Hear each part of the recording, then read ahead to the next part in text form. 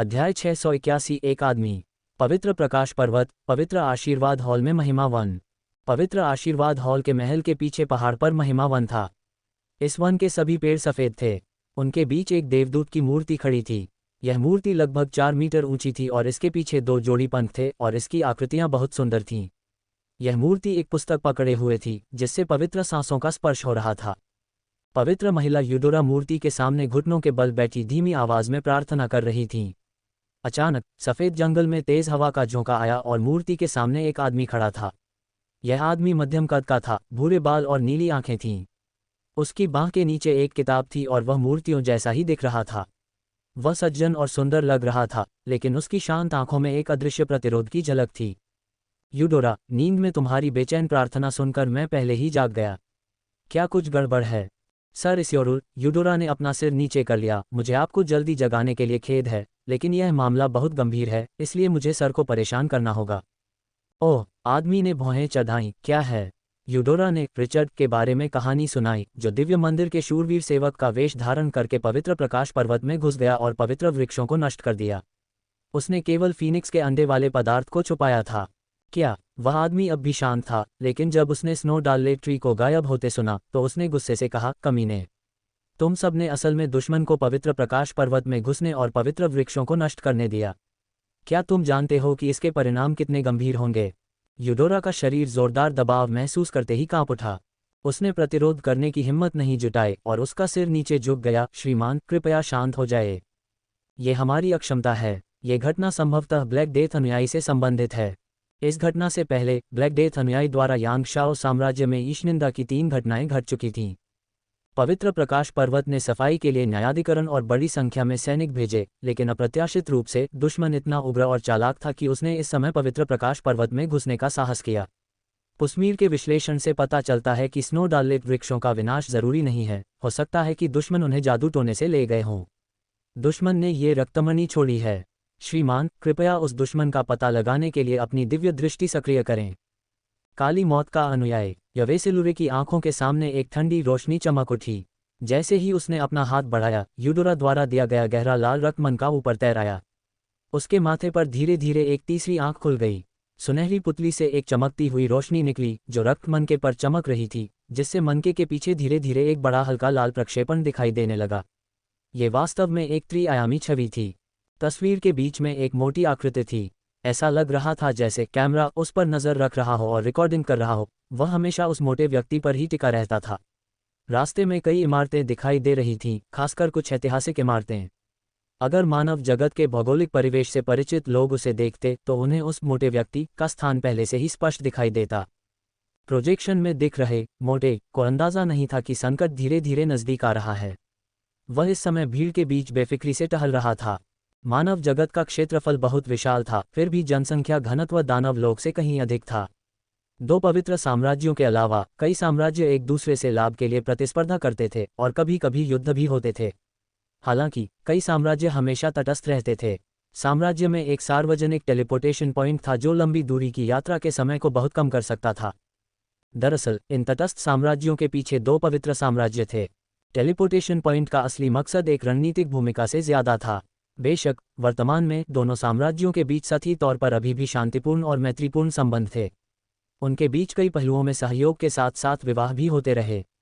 सबसे प्रसिद्ध विवाह राजकुमारी लैंडबिस, जिन्हें ब्लू ग्लोरी साम्राज्य का मोती कहा जाता था, और ड्रैगन ब्राइट साम्राज्य के तीसरे राजकुमार आथ के बीच हुआ था, क्योंकि जब सगाई होने वाली थी तो राजकुमार आथ अचानक गायब हो गए थे।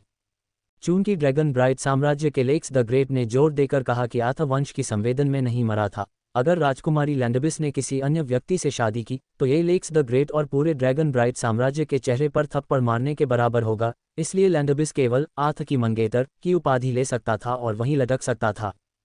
चेन रूई अब लोया साम्राज्य जा रहा था, जो तटस्थ साम्राज्यों में से एक था। वह लोया साम्राज्य के टेलीपोर्टेशन पोर्ट से स्टारलाइट साम्राज्य तक पहुंच सकता था, फिर स्टारलाइट साम्राज्य के जलमार्ग से सीधे जेड फॉरेस्ट सागर के बाहरी किनारे तक पहुंच सकता था। स्टारलाइट साम्राज्य एक सच्चा तटस्थ राजा साम्राज्य था और स्टारलाइट साम्राज्य का स्टारलाइट कॉलेज मानव जगत का सबसे प्रसिद्ध कॉलेज था। इसका एक लंबा इतिहास रहा है और इसने अनगिनत विशिष्ट प्रतिभाओं को विकसित किया है। कई प्रतिभाओं ने मानव इतिहास में अपनी गहरी छाप भी छोड़ी है। कई सम्राटों और राजाओं के कुलीनों ने अपने बच्चों को स्टारलाइट एम्पायर अकादमी में पढ़ने के लिए भेजा था, जिनमें ड्रैगन ब्राइट एम्पायर के तीसरे राजकुमार आथ भी शामिल थे। चेन रुई ने यह बात समलन स्मृति अंशों से सीखी। चेन रुई गार्डन सिटी से चला और कई छोटे छोटे साम्राज्यों को पार करते हुए आखिरकार क्लियर मिरर सिटी पहुंचा, जहां लोया साम्राज्य का टेलीपोर्टेशन पॉइंट था। लोया साम्राज्य में उसने एक मोटे व्यापारी का वेश धारण किया। उसकी छोटी छोटी आंखें चतुराई और चालाकी से चमक रही थीं। इस रूप को बदलने का उद्देश्य सावधानी बरतना था। बेशक चेन रुई को यह नहीं पता था कि पवित्र प्रकाश पर्वत पर एरलांग शेन की नकल करने वाला एक व्यक्ति रहता है, और ये तो दूर की बात है कि उसकी यात्राएं उसकी चोट से लगे खून के धब्बों के कारण उजागर हो गई थीं। दूसरी बात, अग्नि तत्व खनिजों को आसानी से खरीदने के लिए फीनिक्स के अंडे की अग्नि तत्व शक्ति की मांग बढ़ती जा रही थी। पिछली बार गार्डन सिटी में अग्नि तत्व खनिजों का पिछला बैच पूरा खत्म हो गया था और उसने रास्ते में 2 बार खरीदा था। अब उसका भोजन अक्सर खत्म हो जाता था। अंडे सेने से पहले ही चेन रुई को भोजन की प्रतीक्षा की गहरी समझ हो गई थी। क्लियर मिरर सिटी लोया साम्राज्य का दूसरा सबसे बड़ा शहर था। टेलीपोर्टेशन पॉइंट की वजह से इसकी समृद्धि राजधानी से कम नहीं थी। हालांकि चेन रुई को आश्चर्य हुआ कि कई जादू की दुकानों या सामग्री की दुकानों में जाने के बाद भी वह केवल 20 मध्यम और निम्न गुणवत्ता वाले अग्नि तत्व क्रिस्टल ही खरीद पाया। शोधन के बाद छोटे फीनिक्स के खाने के लिए पर्याप्त नहीं थे। एक बार भोजन अपर्याप्त हो जाने पर छोटे फीनिक्स की जीवन शक्ति तेजी से कम हो जाती। चेन रुई उसे भूखा नहीं मारना चाहता था। आखिरी जादू की दुकान के क्लर्क ने क्षमाप्रार्थी भाव दिखाया, मुझे खेद है अतिथि, हमारी दुकान में अग्नि तत्व के क्रिस्टल बहुत कम हैं। चेन रुई उत्सुकता से बोला, अग्नि तत्व वाले क्रिस्टल इतने ज्यादा क्यों बिक रहे हैं? मैंने देखा है कि आपके पास स्टॉक में और भी कई जादुई क्रिस्टल हैं। यही मामला है। कुछ समय पहले हॉल ऑफ लाइट के सर पास्टर क्लाइडर ने शहर के सभी उच्च गुणवत्ता वाले अग्नि तत्व क्रिस्टल खरीद लिए थे। हमने तुरंत कुछ बैच तैयार किए और उन्हें सर क्लाइडर को बेच दिया। रोजमर्रा की ज़रूरतों के अलावा अब क्लियर मिरर सिटी में अग्नि तत्व क्रिस्टल लगभग खत्म हो गए हैं। सर क्लाइडर ने अग्नि तत्व क्रिस्टल क्यों प्राप्त किया? मुझे नहीं पता। अगर आपको जल्दी नहीं है तो आप हमारे स्टोर में पहले से ऑर्डर कर सकते हैं। अगला बैच आने में सबसे कम समय 1 महीने बाद है, जो शहर में पहले से ही सबसे कम है। चेन रुई ने सिर हिलाया। वह जल्दी में था। क्लियर मिरर सिटी का टेलीपोर्टेशन पोर्टल ऊर्जा पुनःपूर्ति और मरम्मत के कारण महीने में 1 बार खुलता था। अब टेलीपोर्टेशन पोर्टल खुलने में 2 दिन बाकी थे। अगर वह इस बार चूक गया तो उसे 1 महीना और इंतजार करना होगा। चेन रुई ने कुछ देर सोचा और पादरी क्लाइडर पर निशाना साधा। खैर, मैंने चर्च के साथ एक अटूट रिश्ता बना लिया है। मैंने स्नो डार्लेट और छोटी फीनिक्स भी चुरा ली है। मुझे अग्नि तत्व के क्रिस्टल चुराने में भी कोई आपत्ति नहीं है। प्रकाश कक्ष का स्थान ढूंढने के बाद चेन रुई सीधे आगे बढ़ा और एक छोटा सा चौक पार किया। वह अचानक रुक गया और उसकी नज़र मूर्ति के नीचे बैठे एक आदमी पर पड़ी। छोटे काले बाल, लाल हेडबैंड और शरीर पर कुछ अजीबोगरीब गहने पहने यह आदमी साधारण सा दिख रहा था। दूर से देखने पर वह थोड़ा लापरवाह लग रहा था, क्योंकि वह नीचे जमीन पर कुछ ताश के पत्ते बिछा रहा था। चेन रुई पास गया और उस आदमी को उत्सुकता से देखा। जाति मानव, व्यापक शक्ति मूल्यांकन DS, शारीरिक बनावट DS शक्ति, DS आत्मा, DS गति, DS जोड़, विश्लेषण प्रकाश विशेषता, हवा विशेषता। यद्यपि वह ऊपरी तौर पर उच्च दानव था, लेकिन उसकी वास्तविक शक्ति दानव अधिपति के मध्यवर्ती स्तर तक पहुंच गई थी। उस आदमी ने चेन रुई की ओर देखा जो पास आ रहा था और तुरंत बोला, सर, मेरे जादुई कार्ड से भविष्यवाणी सबसे सटीक है। क्या आप अपना भविष्य जानना चाहते हैं? धन, स्त्री, करियर, सब की भविष्यवाणी की जा सकती है। बस एक काले क्रिस्टल सिक्के की जरूरत है। चेन रुई थोड़ा अवाक रह गया। दानव अधिपति शक्ति के मध्यवर्ती चरण वाला यह व्यक्ति वास्तव में एक ज्योतिषी था और भाग्य बताने वाले कार्ड उसे जाने पहचाने लग रहे थे। स्वर्ण राजा, रजत रानी, अंधकार का राजा, भाग्य का मुकाबला। जब चेन रुई ने मृत सागर के घृणा के देश में लिच राजा ग्लोरियोस से युद्ध किया तो वे इस प्राचीन जादुई कार्ड का इस्तेमाल कर रहे थे। उसे उम्मीद नहीं थी कि यह मानव जगत में भी मौजूद होगा। चेन रुई की रुचि देखकर उस व्यक्ति ने कहा, अतिथि के पास एक समझदार दृष्टि है, इसलिए आपको इस प्राचीन भाग्य बताने वाले कार्ड के जादुई प्रभाव को जानना चाहिए। जहां तक मुझे पता है, फेट शोडाउन कोई भाग्य बताने वाला कार्ड नहीं है। चेन रुई ने सिर हिलाया, और मुझे भाग्य बताने में कोई दिलचस्पी नहीं है। मुझे तो तुम्हारी मनके वाली चेन में दिलचस्पी है। मुझे इसकी कीमत बताओ। चेन रुई उस आदमी द्वारा पहनी गई लाल मोतियों की माला की बात कर रही थी जो पुरानी और अजीब लग रही थी। ये दरअसल दुर्लभ ज्वाला आत्मा पत्थर से बनी थी जिसमें अग्नि तत्व की प्रबल शक्ति थी। कहा जाता है कि इसकी थोड़ी सी मात्रा ही ज्वालामुखियों से बनी थी जिनमें अग्नि तत्व अत्यधिक प्रचुर मात्रा में थे। मोतियों की यह माला बहुत शुद्ध थी और इसे परिष्कृत करने की जरूरत नहीं थी। हालांकि मात्रा कम थी, लेकिन इसकी गुणवत्ता इतनी अच्छी थी कि नन्हा फीनिक्स कई दिनों तक इसे खा सकता था। चेन रुई को गंभीरता से देखते हुए उस आदमी की आंखें चमक उठीं, लेकिन उसे अपने छलावरण की ताकत का अंदाजा नहीं था। वह मुस्कुराया, फैटी, मुझे उम्मीद नहीं थी कि तुम्हारी नज़र इतनी तेज होगी। तुम एक नज़र में ही इस जादुई कार्ड की उत्पत्ति पहचान सकते हो। उस बूढ़े को छोड़कर तुम दूसरे नंबर पर हो। मेरे मोती बिक्री के लिए नहीं हैं। चाहे तुम कितनी भी कीमत चुकाओ, सब बेकार है। लेकिन चूंकि तुम भाग्य का मुकाबला जानते हो तो तुम जरूर विशेषज्ञ होगे। अगर तुम मुझे 3 बार हरा दोगे तो मैं तुम्हें ये फ्लेम सोल स्टोन मन का चेन दूंगा, कैसा रहेगा? अगर तुम हार गए तो मुझे अपने सारे पैसे दे देना। चेन रुई भावुक हो गया। उसने झिझकते हुए कहा, मैंने पहले सिर्फ 2 सीनियर्स को इस तरह का कार्ड खेलते देखा था। लगता है कि कोई खास टेबल है और खेलने के 3 तरीके हैं। यह मुश्किल नहीं होना चाहिए, लेकिन मेरी आत्मिक शक्ति इन जादुई कार्डों को नियंत्रित करने के लिए बहुत कमज़ोर है। आत्मिक शक्ति कोई समस्या नहीं है। वह आदमी अचानक ऊर्जावान हो गया और उछल पड़ा, मेरा क्षेत्र। ओह, मेरे पास एक तरीका है। जब तक तुम्हें खेलना आता है, मैं ये सुनिश्चित कर सकता हूं कि तुम कोई आत्मिक शक्ति खर्च नहीं करोगे। मैं खेलने में बहुत अच्छा नहीं हूं, चेन रुई ने संयमित स्वर में कहा। ज्यादा अच्छा नहीं, मतलब तुम्हें थोड़ा बहुत आता है। बढ़िया, चलो 1000 राउंड करते हैं। बस तुम्हें मुझे 3 बार हराना है। उस आदमी ने बहुत उत्साह दिखाया। 1000 राउंड? चेन रुई हैरान रह गया। ये दोस्त तो बहुत ही बेतुका है। मेरे पास इतना समय नहीं है, मैं परसों ही निकल जाऊंगा। तो फिर 500 राउंड?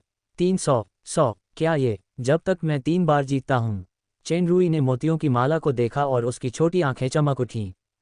2 घंटे बाद चेन रुई संतुष्ट होकर एक होटल से बाहर निकला और ज्वाला आत्मा पत्थर के मोतियों की माला को उछाला। 1 मिनट रुको। थोड़ी दूर चलने के बाद पीछे वाला आदमी पहले ही उसका पीछा कर चुका था। क्या, क्लार्क? चेन रुई हैरान होकर बोली, तुम अभी भी आगे बढ़ना चाहते हो?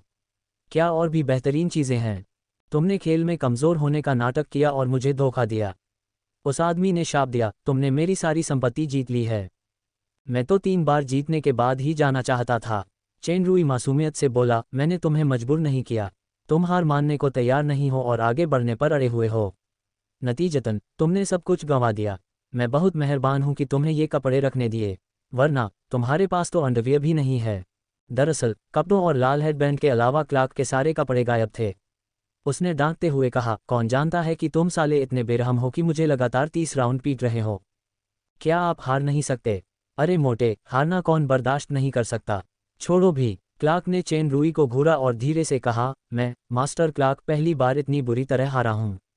तुम उस तरह के बूढ़े तो नहीं लगते, फिर भी तुम उन प्राचीन जादू के पत्तों में इतने निपुण हो जो लगभग खो ही चुके हैं। यह उस बूढ़े से कहीं ज्यादा शक्तिशाली है। मेरे पास अभी भी फ्लेम सोल स्टोन का ज्यादा इस्तेमाल नहीं है, इसलिए मैं इसे तुम्हें नहीं दे सकता। बाकी तुम्हारा है, मुझे बदकिस्मत समझो।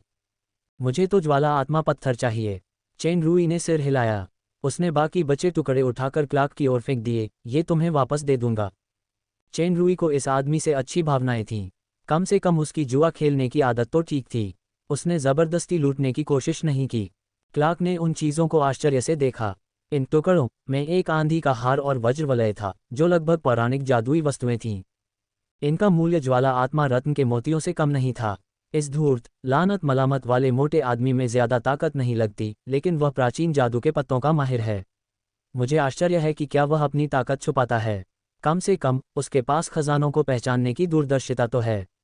चूंकि मोटा आदमी ज्वाला आत्मा रत्न को पहचान सकता है, इसलिए बाकी की कीमत न पहचानना असंभव है, फिर भी वह उन्हें बड़ी सहजता से लौटा देता है। क्लार्क मुस्कुराया, फैटी, तुम बहुत दिलचस्प हो, लेकिन मैं ये फ्लेम सोल स्टोन किसी लड़की को देना चाहता हूँ। सच सच बताओ, ये किस काम का है? अगर ज़रूरी न हो तो पहले मुझे लौटा दो।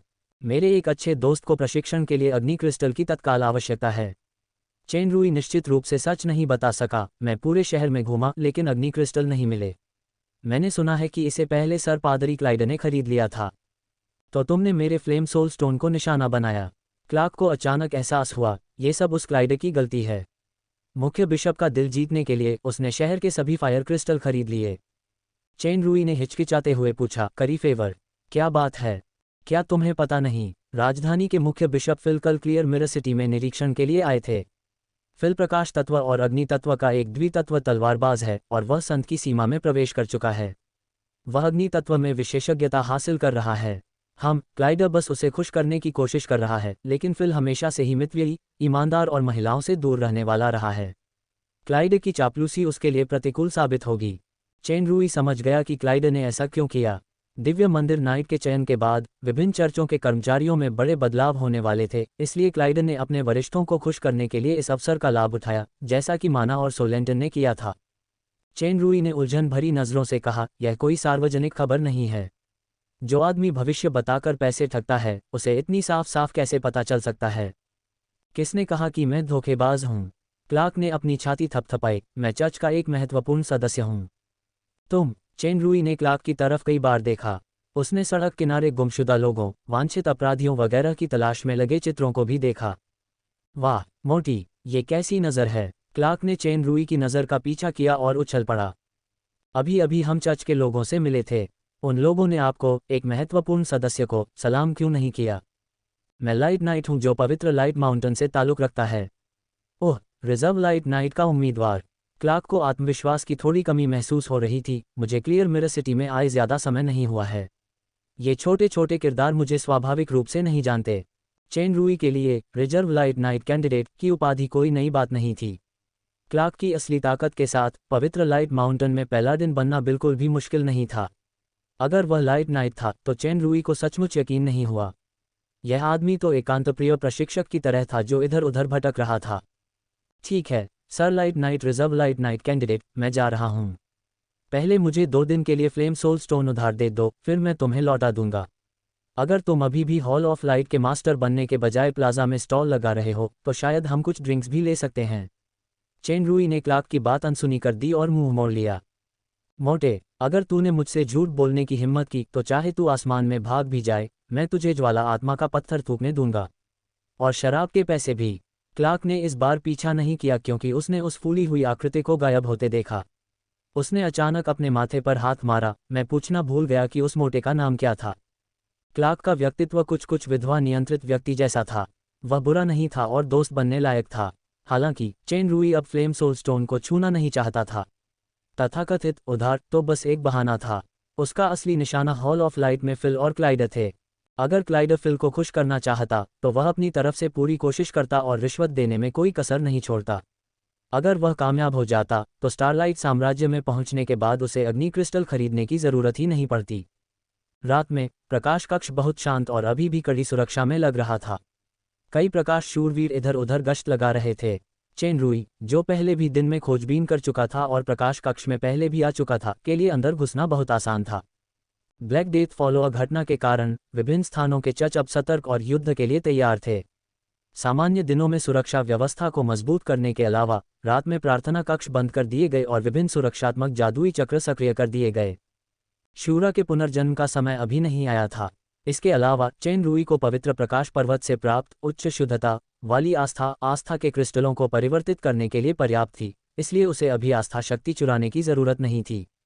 आश्चर्य की बात यह थी कि जिस अतिथि कक्ष में वीआईपी ठहरे थे वहां राजधानी के मुख्य बिशप फिल नहीं मिले और पादरी क्लाइड अपने कमरे में नहीं थे।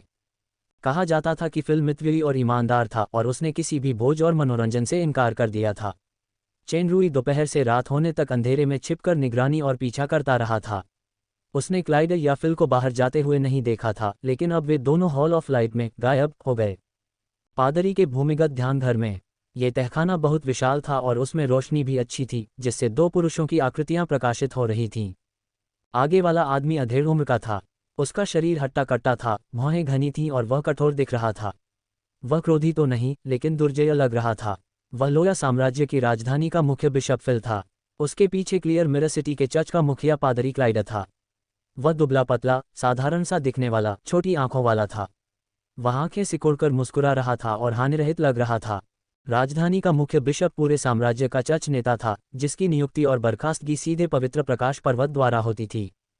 वह निश्चित रूप से क्लाइड का बॉस था। हालांकि वह विश्वासपात्रों में से एक था, फिर भी वह जरा भी लापरवाही नहीं बरतता था। उसने आदरपूर्वक कहा, सर फिल, इसमें अग्नि क्रिस्टलों का एक समूह है जिसे मैंने ब्लैक डेथ अनुयायी के संदिग्ध से जब्त किया था।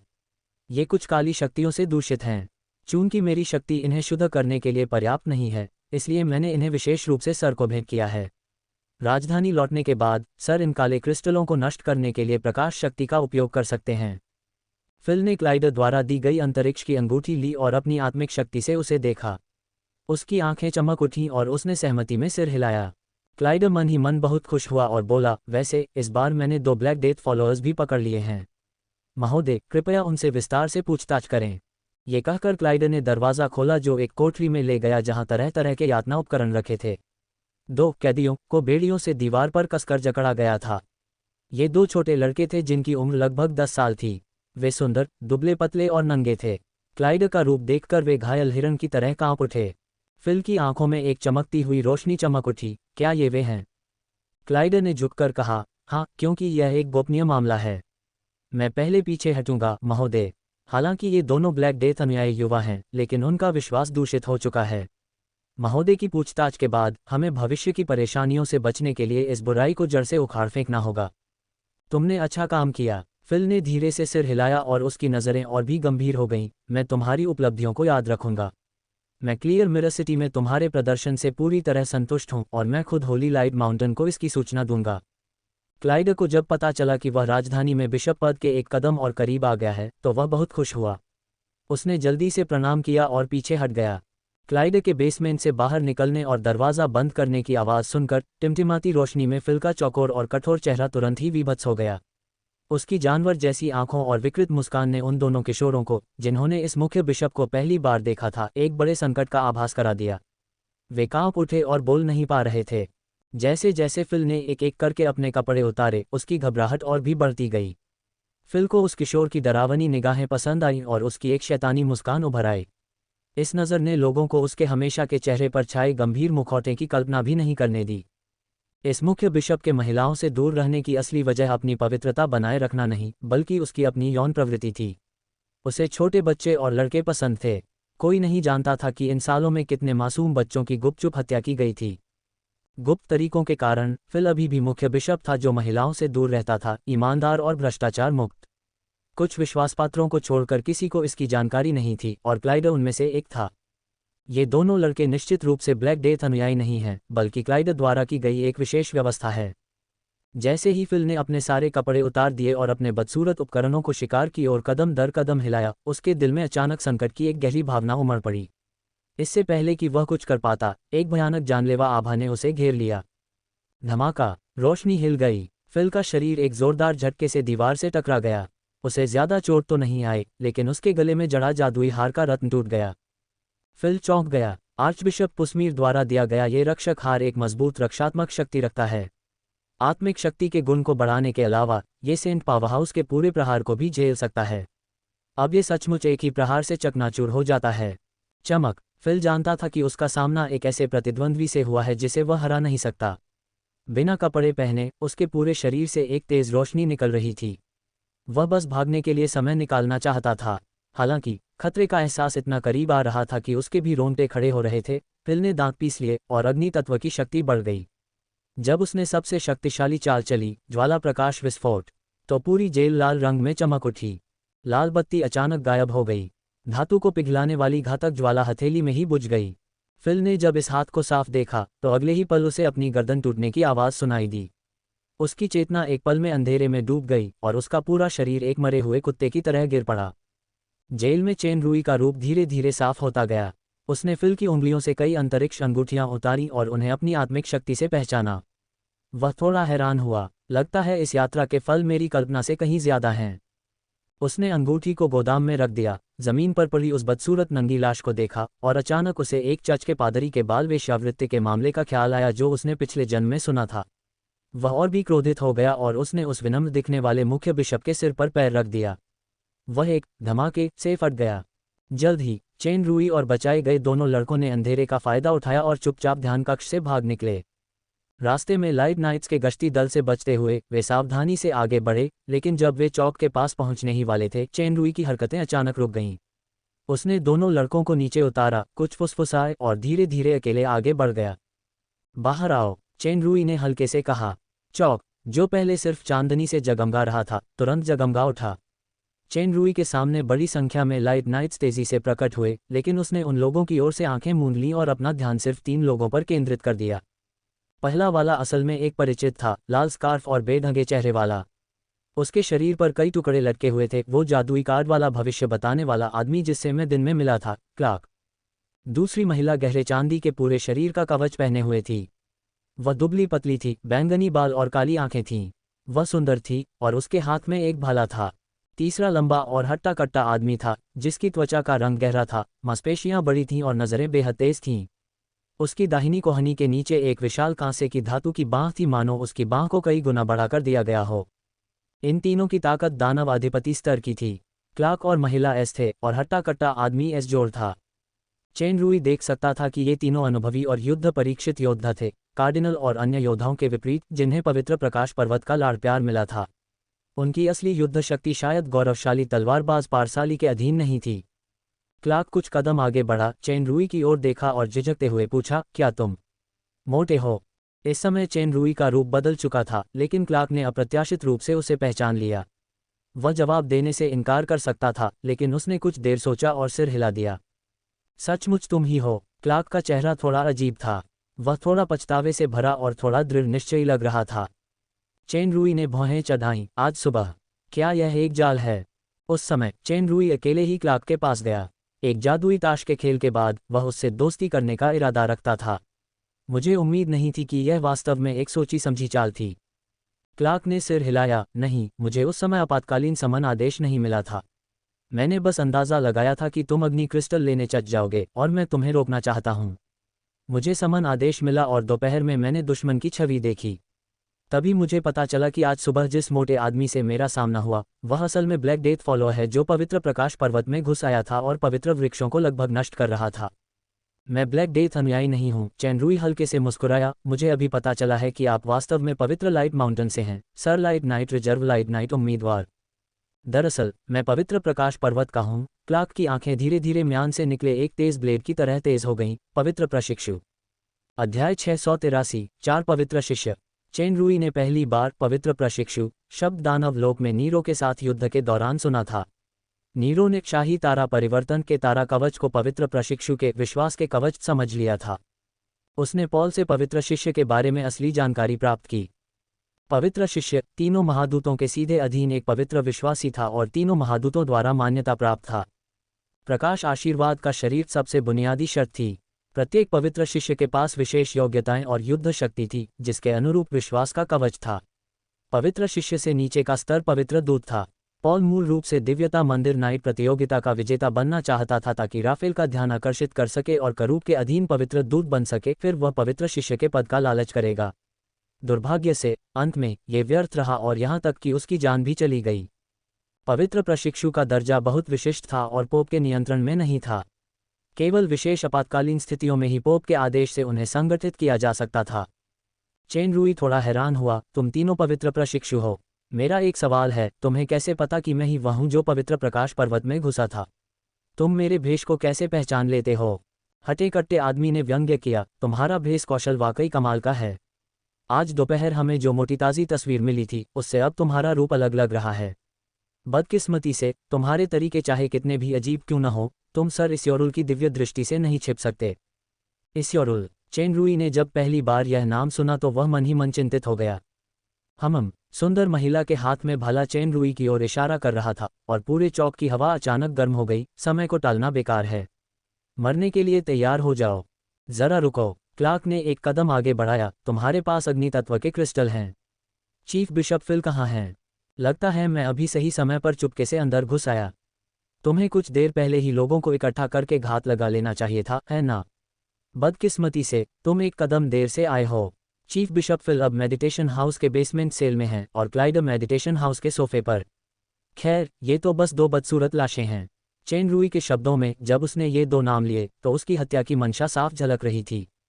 तुमने उन्हें मार डाला। क्लार्क की आंखों में एक ठंडी रोशनी चमक उठी। लगता है मैंने कुछ मामलों में तुम्हें ज्यादा आंका था। तुमने ज्यादा अंदाजा नहीं लगाया, लेकिन उस मितव्ययी और ईमानदार मुख्य बिशप की, जो किसी महिला के करीब नहीं है। चेन रूई ने पीछे खड़े दोनों लड़कों की ओर इशारा करते हुए गुस्से से कहा, तुम्हें पता है कि मेरा लक्ष्य असल में अग्नि तत्व के क्रिस्टल हासिल करना है। लेकिन क्या तुम्हें पता था कि जब मैंने उसे देखा तो वह ईमानदार मुख्य बिशप इन दोनों बच्चों के साथ क्या करने वाला था? क्लार्क ने दोनों लड़कों को देखा और अचानक उसे उस गुमशुदा व्यक्ति के नोटिस की याद आ गई जो उसने आज होटल के प्रवेश द्वार पर देखा था। उनमें से एक वह बच्चा था जिसका नाम गुमशुदा नोटिस में था। उसके चेहरे के भाव अचानक बदल गए। इस समय एक लाइट नाइट जो चारों ओर से घेरने और जांच करने गया था, क्लार्क और अन्य 2 लोगों को फिल और क्लाइड की मौत की खबर देने के लिए दौड़ पड़ा था।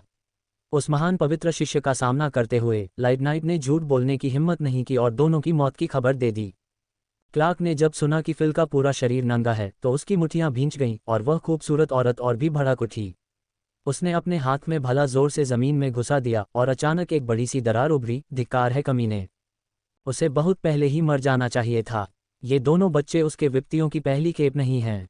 चेन रूई की आंखें ब्लेड की तरह तेज थीं। अगर तुम्हारा मतलब है कि प्रकाश की वकालत करने वाले तथाकथित चच इंसानी खाल में ऐसे ही दरिंदे हैं, तो मुझे कोई आपत्ति नहीं अगर मेरे हाथ खून से भीग जाएं। कांसे की भुजाओं वाले हटे कट्टे आदमी ने भौहें चढ़ाईं। लाइट नाइट को कुछ निर्देश देने के बाद नाइट ने सिर हिलाकर आज्ञा मान ली। बाकी लाइट नाइट चौक से हट गए और उसी समय एक जादुई जादू का जाप शुरू कर दिया। बकवास बंद करो, आज तो तुम बच भी नहीं सकती। हटे कट्टे आदमी ने औरत की तरफ आंख से इशारा किया। औरत ने एक पल सोचा, भला निकाला और धीरे धीरे आगे बढ़ी। तीनों पवित्र शिष्य चेन रूई को घेरे हुए एक त्रिकोणीय संरचना में थे। फिलहाल भागने की मेरी कोई योजना नहीं है, लेकिन लड़ाई से पहले। चेन रूई ने क्लार्क की तरफ देखा जो चुप था। मैं तुम्हारा निशाना हूं।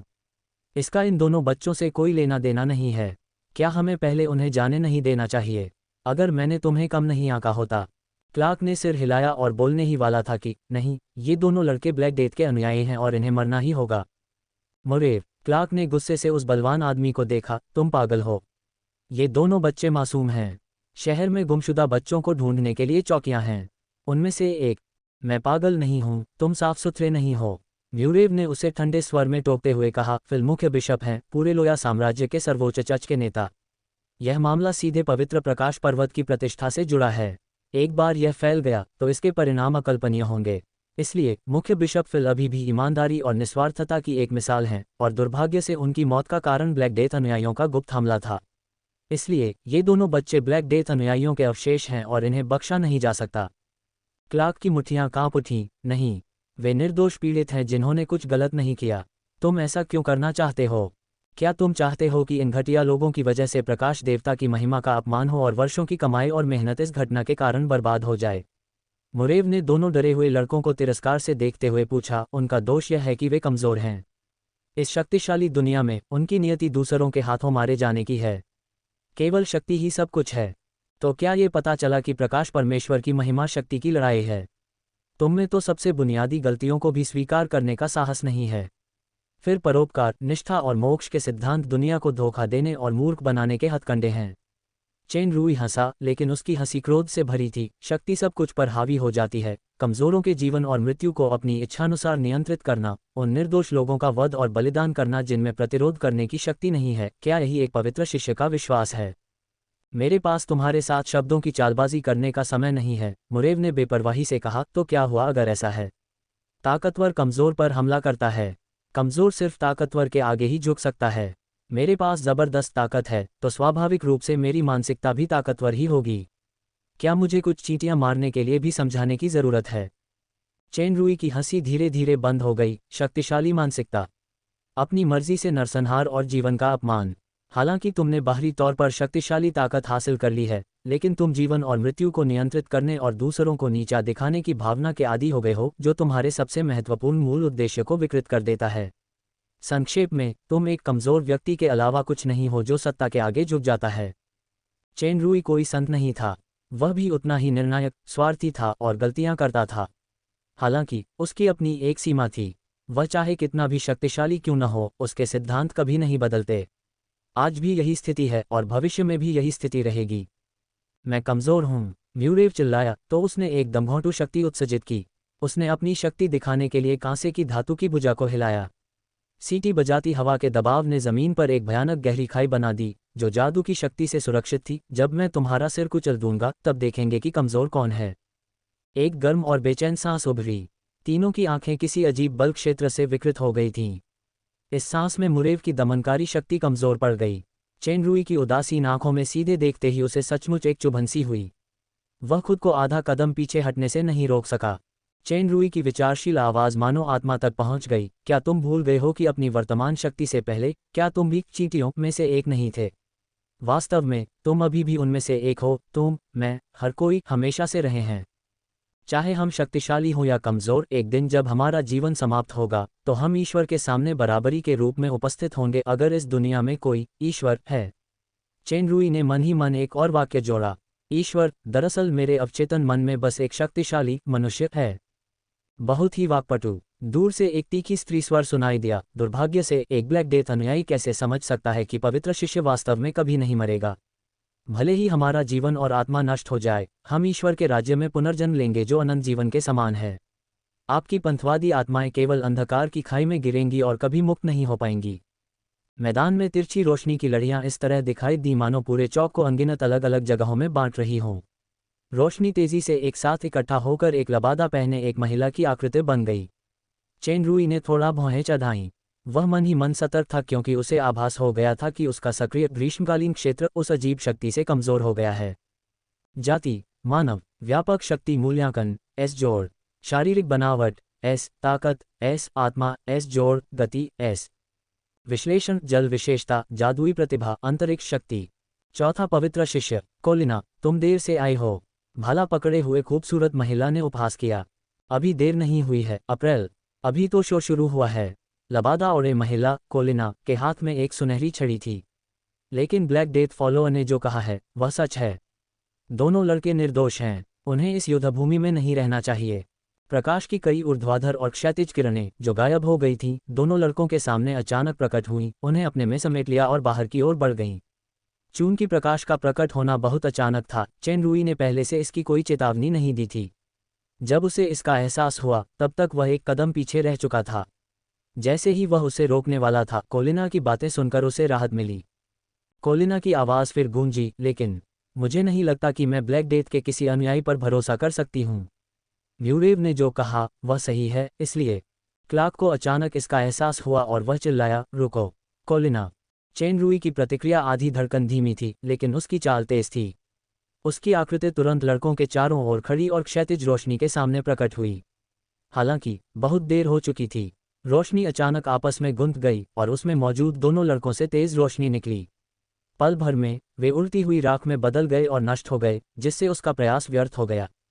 ये जीवन का एक शानदार प्रकाश है, भले ही यह सिर्फ दो छोटी चींटियां ही क्यों न हों। कोलिना की हंसी लबादे से सुनाई दी, क्लार्क, इस बार हमारे सबसे महत्वपूर्ण मिशन को मत भूलना, अपनी पहचान को कभी मत भूलना।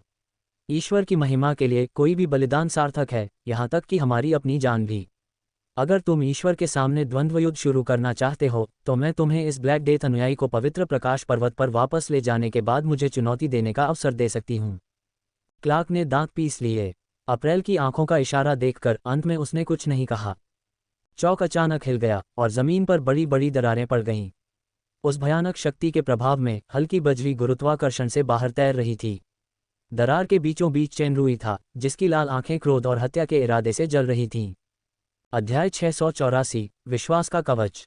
उग्र, लगता है वो उम्मीद से ज्यादा ताकतवर नहीं है। कोलिना की हंसी ज्यादा खुशी भरी लग रही थी। दरअसल उसने उसे बिल्कुल भी कम नहीं आंका था। ये दुश्मन परम पावन पोप ग्लोरियस और 2 मेजर आर्क बिशप, पैलाडिन कैप्टन और 3 मेजर कार्डिनल्स की नज़र से बच सकता है। हालांकि वो तैयार है, उसकी ताकत साफ दिखाई दे रही है, खासकर उसकी भागने की क्षमता। पवित्र प्रशिक्षु आर्क बिशप और कार्डिनल से अलग थे। वे चर्च के सबसे शक्तिशाली संरक्षक थे जो युद्ध में विशेषज्ञ थे।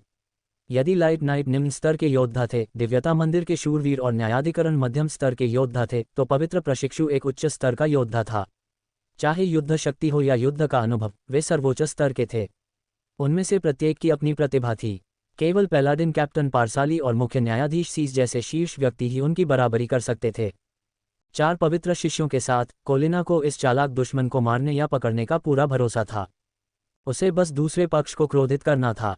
क्रोध से किसी का भी निर्णय निश्चित रूप से प्रभावित होता है।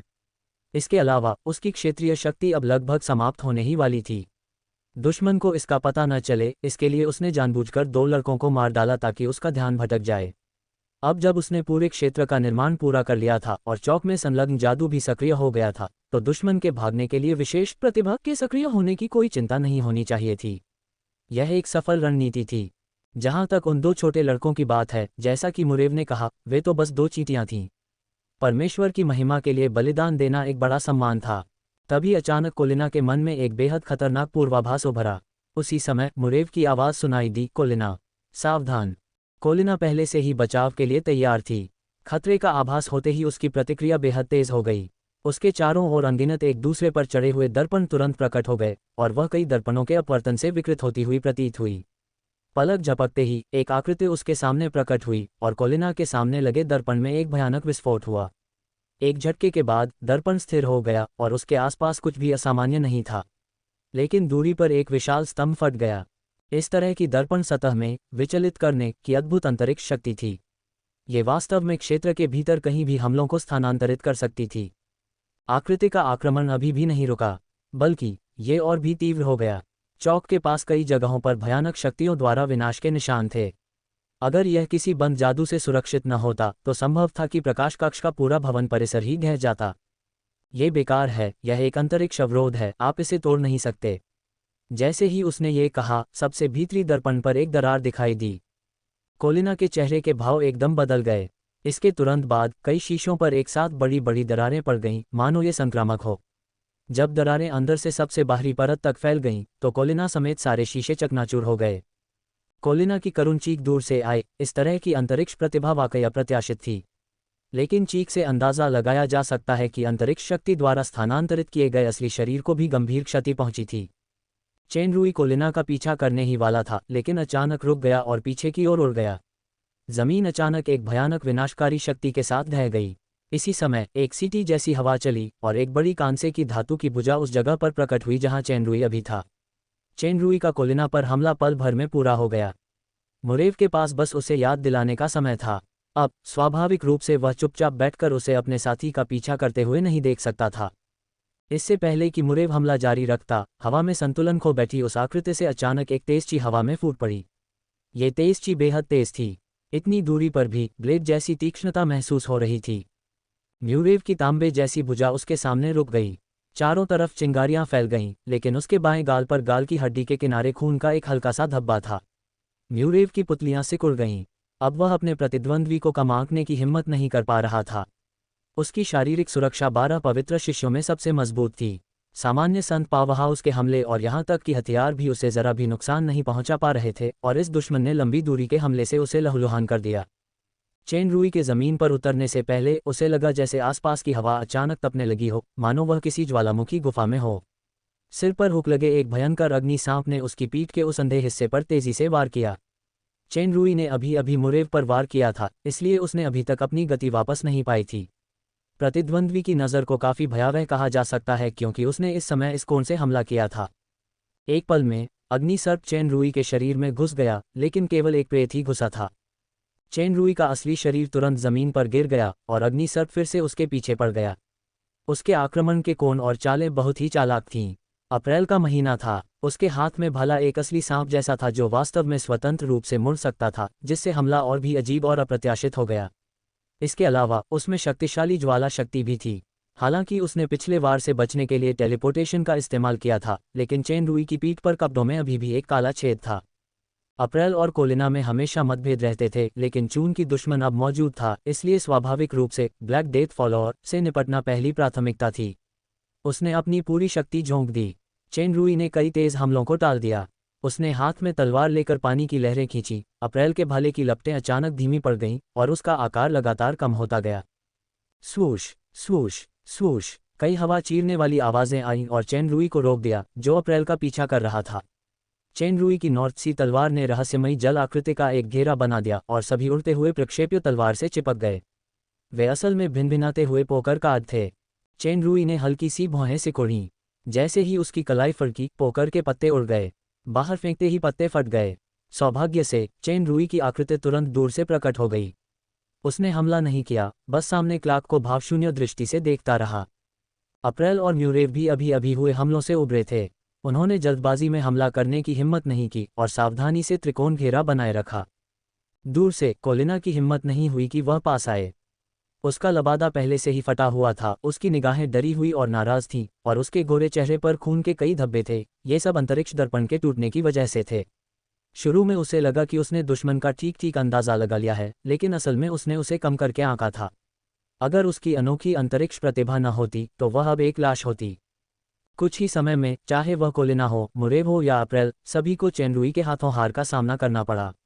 अब कोई भी इस दुश्मन को तुच्छ समझने की हिम्मत नहीं कर सकता था, चाहे मुकाबला 4 बनाम 1 ही क्यों न हो। चेन रुई ने क्लार्क को भावशून्य दृष्टि से देखा। जैसे ही उसने अपना हाथ हिलाया, एक लाल बत्ती चमक उठी। क्लार्क ने अनजाने में उसे बचा लिया। वह वस्तु जमीन पर गिर गई। यह एक मन के वाली चेन थी, ज्वाला आत्मा पत्थर। क्लार्क का चेहरा हल्का सा तमतमा गया जब वह फ्लेम सोल स्टोन उठाने के लिए नीचे झुका। वह समझ गया कि फैटिक का फ्लेम सोल स्टोन लौटाने से क्या मतलब था। उसके चेहरे पर एक व्यंग्यात्मक मुस्कान आ गई। माफ करना, मैं एक पवित्र प्रशिक्षु हूँ। पवित्र अग्नि प्रज्वलित करने के लिए मेरे शरीर को जला दो, प्रकाश के मार्ग को प्रकाशित करने के लिए मेरे हृदय को जला दो। मैं इस जीवन में तलवार बनकर दुष्ट कांटों को काट डालूंगा, ईश्वर की महिमा की रक्षा करूंगा और कभी नहीं गिरूंगा। यह एक पवित्र शिष्य है। ये कहते ही क्लार्क की गति अचानक बदल गई।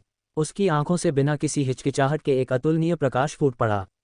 उसका शरीर एक चकाचौंध भरी रोशनी से चमकने लगा और एक कवच का जोड़ा तेजी से धीरे धीरे बनने लगा।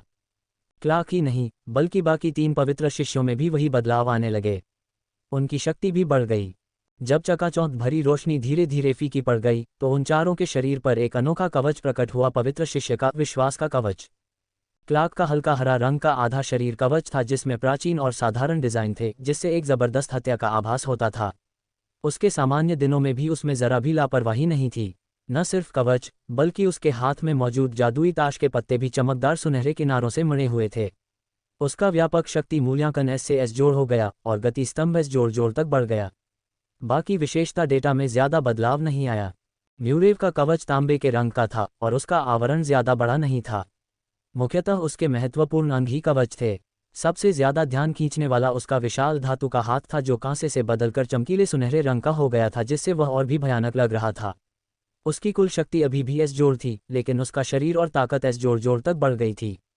अप्रैल का गहरा चांदी जैसा पूरा शरीर कवच आग की लपटों में घिर गया था। भाले का आकार भी बदल गया था। भाले की नोक पर एक धातु का बिच्छू कुंडली मारे बैठा था। पता चला कि वह कोई अग्नि सांप नहीं, बल्कि एक बिच्छू की पूंछ थी। उसकी व्यापक शक्ति S जोड़ हो गई और शक्ति गुण S जोड़ हो गया। कोलिना का लबादा अब एक मजबूत आंतरिक कवच वाले चांदी के रेशमी वस्त्र में बदल गया था। सुनहरी जादू की छड़ी अब और भी भव्य दिखाई दे रही थी। उसका समग्र शक्ति मूल्यांकन तो नहीं बदला था, लेकिन उसकी आत्मा S जोड़ तक पहुंच गई थी। यद्यपि विश्वास के कवच ने उन चारों की समग्र शक्ति को S जोड़ तक नहीं बढ़ाया, लेकिन व्यक्तिगत विशेषताएं S जोड़ स्तर तक पहुंच गईं और उनकी लड़ाकू शक्ति में बड़ी छलांग लग गई। चारों आवाजें क्रम से सुनाई दीं। कैंसर पवित्र प्रशिक्षु मुरेव, कुंभ पवित्र शिक्षु कोलेना, मकर पवित्र प्रशिक्षु क्लार्क, वृश्चिक पवित्र प्रशिक्षु अप्रैल। उसी समय रात का आसमान अचानक और भी ज्यादा चमकीला हो गया क्योंकि चौक के चारों ओर अनगिनत तिरछी रोशनियां दिखाई देने लगीं। दृश्य तेजी से बदलने लगा, एक स्वतंत्र स्थान बन गया। जमीन और आसमान के अलावा सिर्फ आपस में जुड़ी हुई रोशनियां ही थीं। ये रोशनियां कोई सजावटी वस्तुएं नहीं थीं। ये न केवल अंतरिक्ष की शक्ति का उपयोग करके पहले की तरह हमलों को मोड़ सकती थीं, बल्कि अंतरिक्ष को विभाजित भी कर सकती थीं। यह एक युद्ध पिंजरा है जिसमें एक क्षेत्रीय शक्ति संरचना है जो बाहरी अंतरिक्ष की सारी शक्तियों को पीछे धकेल देती है। जब तक आपके पास राज्य स्तरीय शक्ति नहीं है, आप किसी भी भागने की प्रतिभा या जादू को सक्रिय नहीं कर सकते। कोलिना की आवाज सुनाई दी, लेकिन वह दिखाई नहीं दे रही थी। उसकी आकृति युद्ध पिंजरे के साथ एकीकृत लग रही थी। चेन रुई के सामने विश्वास का कवच पहने 3 पवित्र प्रशिक्षु थे। कर्क राशि के पवित्र प्रशिक्षु मुरेव ने अपनी सुनहरी भुजा लहराए और चेन रुई की ओर दौड़े, चिल्लाते हुए, प्रकाश के प्रतिबंधों को स्वीकार करो, दुष्टपंथी। नोट: विश्वास के कवच के संदर्भ में चेन रुई का परिवर्तन बफ सभी विशेषताओं पर काम करता है, लेकिन यह अभी भी 4 बनाम 1 है। क्या चेन रुई उनकी टीम वर्क से निपट सकता है? अध्याय 685, पवित्र प्रशिक्षुओं के विरुद्ध भयंकर युद्ध। 12 पवित्र शिष्यों के नाम 12 राशियों के अनुरूप थे। वास्तव में 12 से भी ज्यादा पवित्र शिष्य थे, लेकिन जो राशि चक्र की उपाधि धारण कर सकते थे वे निश्चित रूप से शीर्ष पवित्र शिष्य थे। अगर वह अत्यधिक क्रोधित न होता तो चेन रुई आज भी अपनी स्मृति में इन कवचधारी पवित्र शिष्यों की तुलना किसी कॉमिक बुक के पात्रों से करता। अब उसकी आंखों में बस एक ठंडी हत्या की मंशा बची थी। युद्ध पिंजरे के स्थान में फैली हुई रोशनी बदलने लगी। चेन रुई को लगा कि किसी विदेशी शक्ति के व्यवधान के कारण उसकी शक्ति धीरे धीरे कमजोर हो रही है। इसके विपरीत मुरेव और अन्य 2 और भी ज्यादा शक्तिशाली हो गए थे और उनकी गति और शक्ति दोनों बढ़ गई थी। जाहिर है वे मजबूत हो गए थे। पलक झपकते ही मुरेव चेन रुई के सामने झपट पड़ा। उसने जोरदार प्रतिरोध नहीं किया, बल्कि वह तेजी से पीछे हट गया और एक जबरदस्त हमले से बच गया। मुरेव ने उसे जाने नहीं दिया क्योंकि उसे दीक्षा मिल चुकी थी। मुरेव ने उसका पीछा किया, लेकिन उसे एहसास हुआ कि उसके आसपास का दृश्य कुछ और ही था। एक के बाद एक धुंधली छवियां धीरे धीरे साफ होती गईं। ये बड़ी और छोटी गेंदें थीं जो एक अजीब लय में धीरे धीरे घूम रही थीं। पिंजरे से जो शक्ति बढ़ रही थी वह वास्तव में तेजी से कमजोर हो गई, जबकि पीछे हट रहे दुश्मन की सांसें तेज हो गईं। क्लार्क और अप्रैल ने आश्चर्य से एक दूसरे को देखा। ये दुश्मन वास्तव में युद्ध के पिंजरे में इतनी शक्तिशाली शक्ति सक्रिय कर सकता है कि वह सब कुछ सीमित कर दे, पिंजरे के विशेष क्षेत्र प्रभाव को रद्द कर दे। चेन रूई ने पीछे हटना बंद कर दिया और उसका बायां हाथ, जिसमें तलवार नहीं थी, सीधे उस विशाल सुनहरे हाथ की ओर मुड़ गया। म्यूरेव को आश्चर्य नहीं हुआ, बल्कि वह खुश हुआ। उसकी ताकत भी उसका फायदा थी। 12 पवित्र शिष्यों में वृषभ पवित्र शिष्य और सिंह पवित्र शिष्य के बाद दूसरे स्थान पर। उसकी इच्छा के अनुरूप ही दूसरा पक्ष बलपूर्वक युद्ध करे। मुरेव की खुशी तुरंत गायब हो गई। चेन रूई के बाएं हाथ के पानी के पैटर्न की विचित्र शक्ति के आगे शक्तिशाली ताकत वाला विशाल सुनहरा हाथ किसी दलदल में फंसे होने जैसा कोई बल नहीं लगा पा रहा था। चेन रूई ने केवल कोमलता और चतुराई का ही इस्तेमाल नहीं किया। सुनहरे हाथ के प्रहार को हटाने के बाद कोमल हथेली एक ब्लेड में बदल गई और उसने उसे जोर से बाहर फेंका। हवा में तेज क्यूई ने मुरेव की निचली पसलियों को चीर दिया, जिन पर कोई कवच सुरक्षा नहीं थी। आभा ब्लेड जो पहले उसकी त्वचा को चीर सकता था, मुरेव की पसलियों के नीचे केवल एक सफ़ेद निशान छोड़ गया। ऐसा लग रहा था कि विश्वास का कवच पहनने के बाद मुरेव की रक्षात्मक शक्ति में काफ़ी सुधार हुआ था। चेन रूई का मन बदल गया और पानी के पैटर्न की शक्ति और भी ज़्यादा सुसंगत और तेज हो गई। ऐसा लग रहा था मानो वह लगातार मुरेव के चारों ओर घूम रहा हो। मुरेव बार बार चिड़चिड़ाहट और चिंता से दहाड़ रहा था। उसकी सुनहरी भुजा चमक रही थी।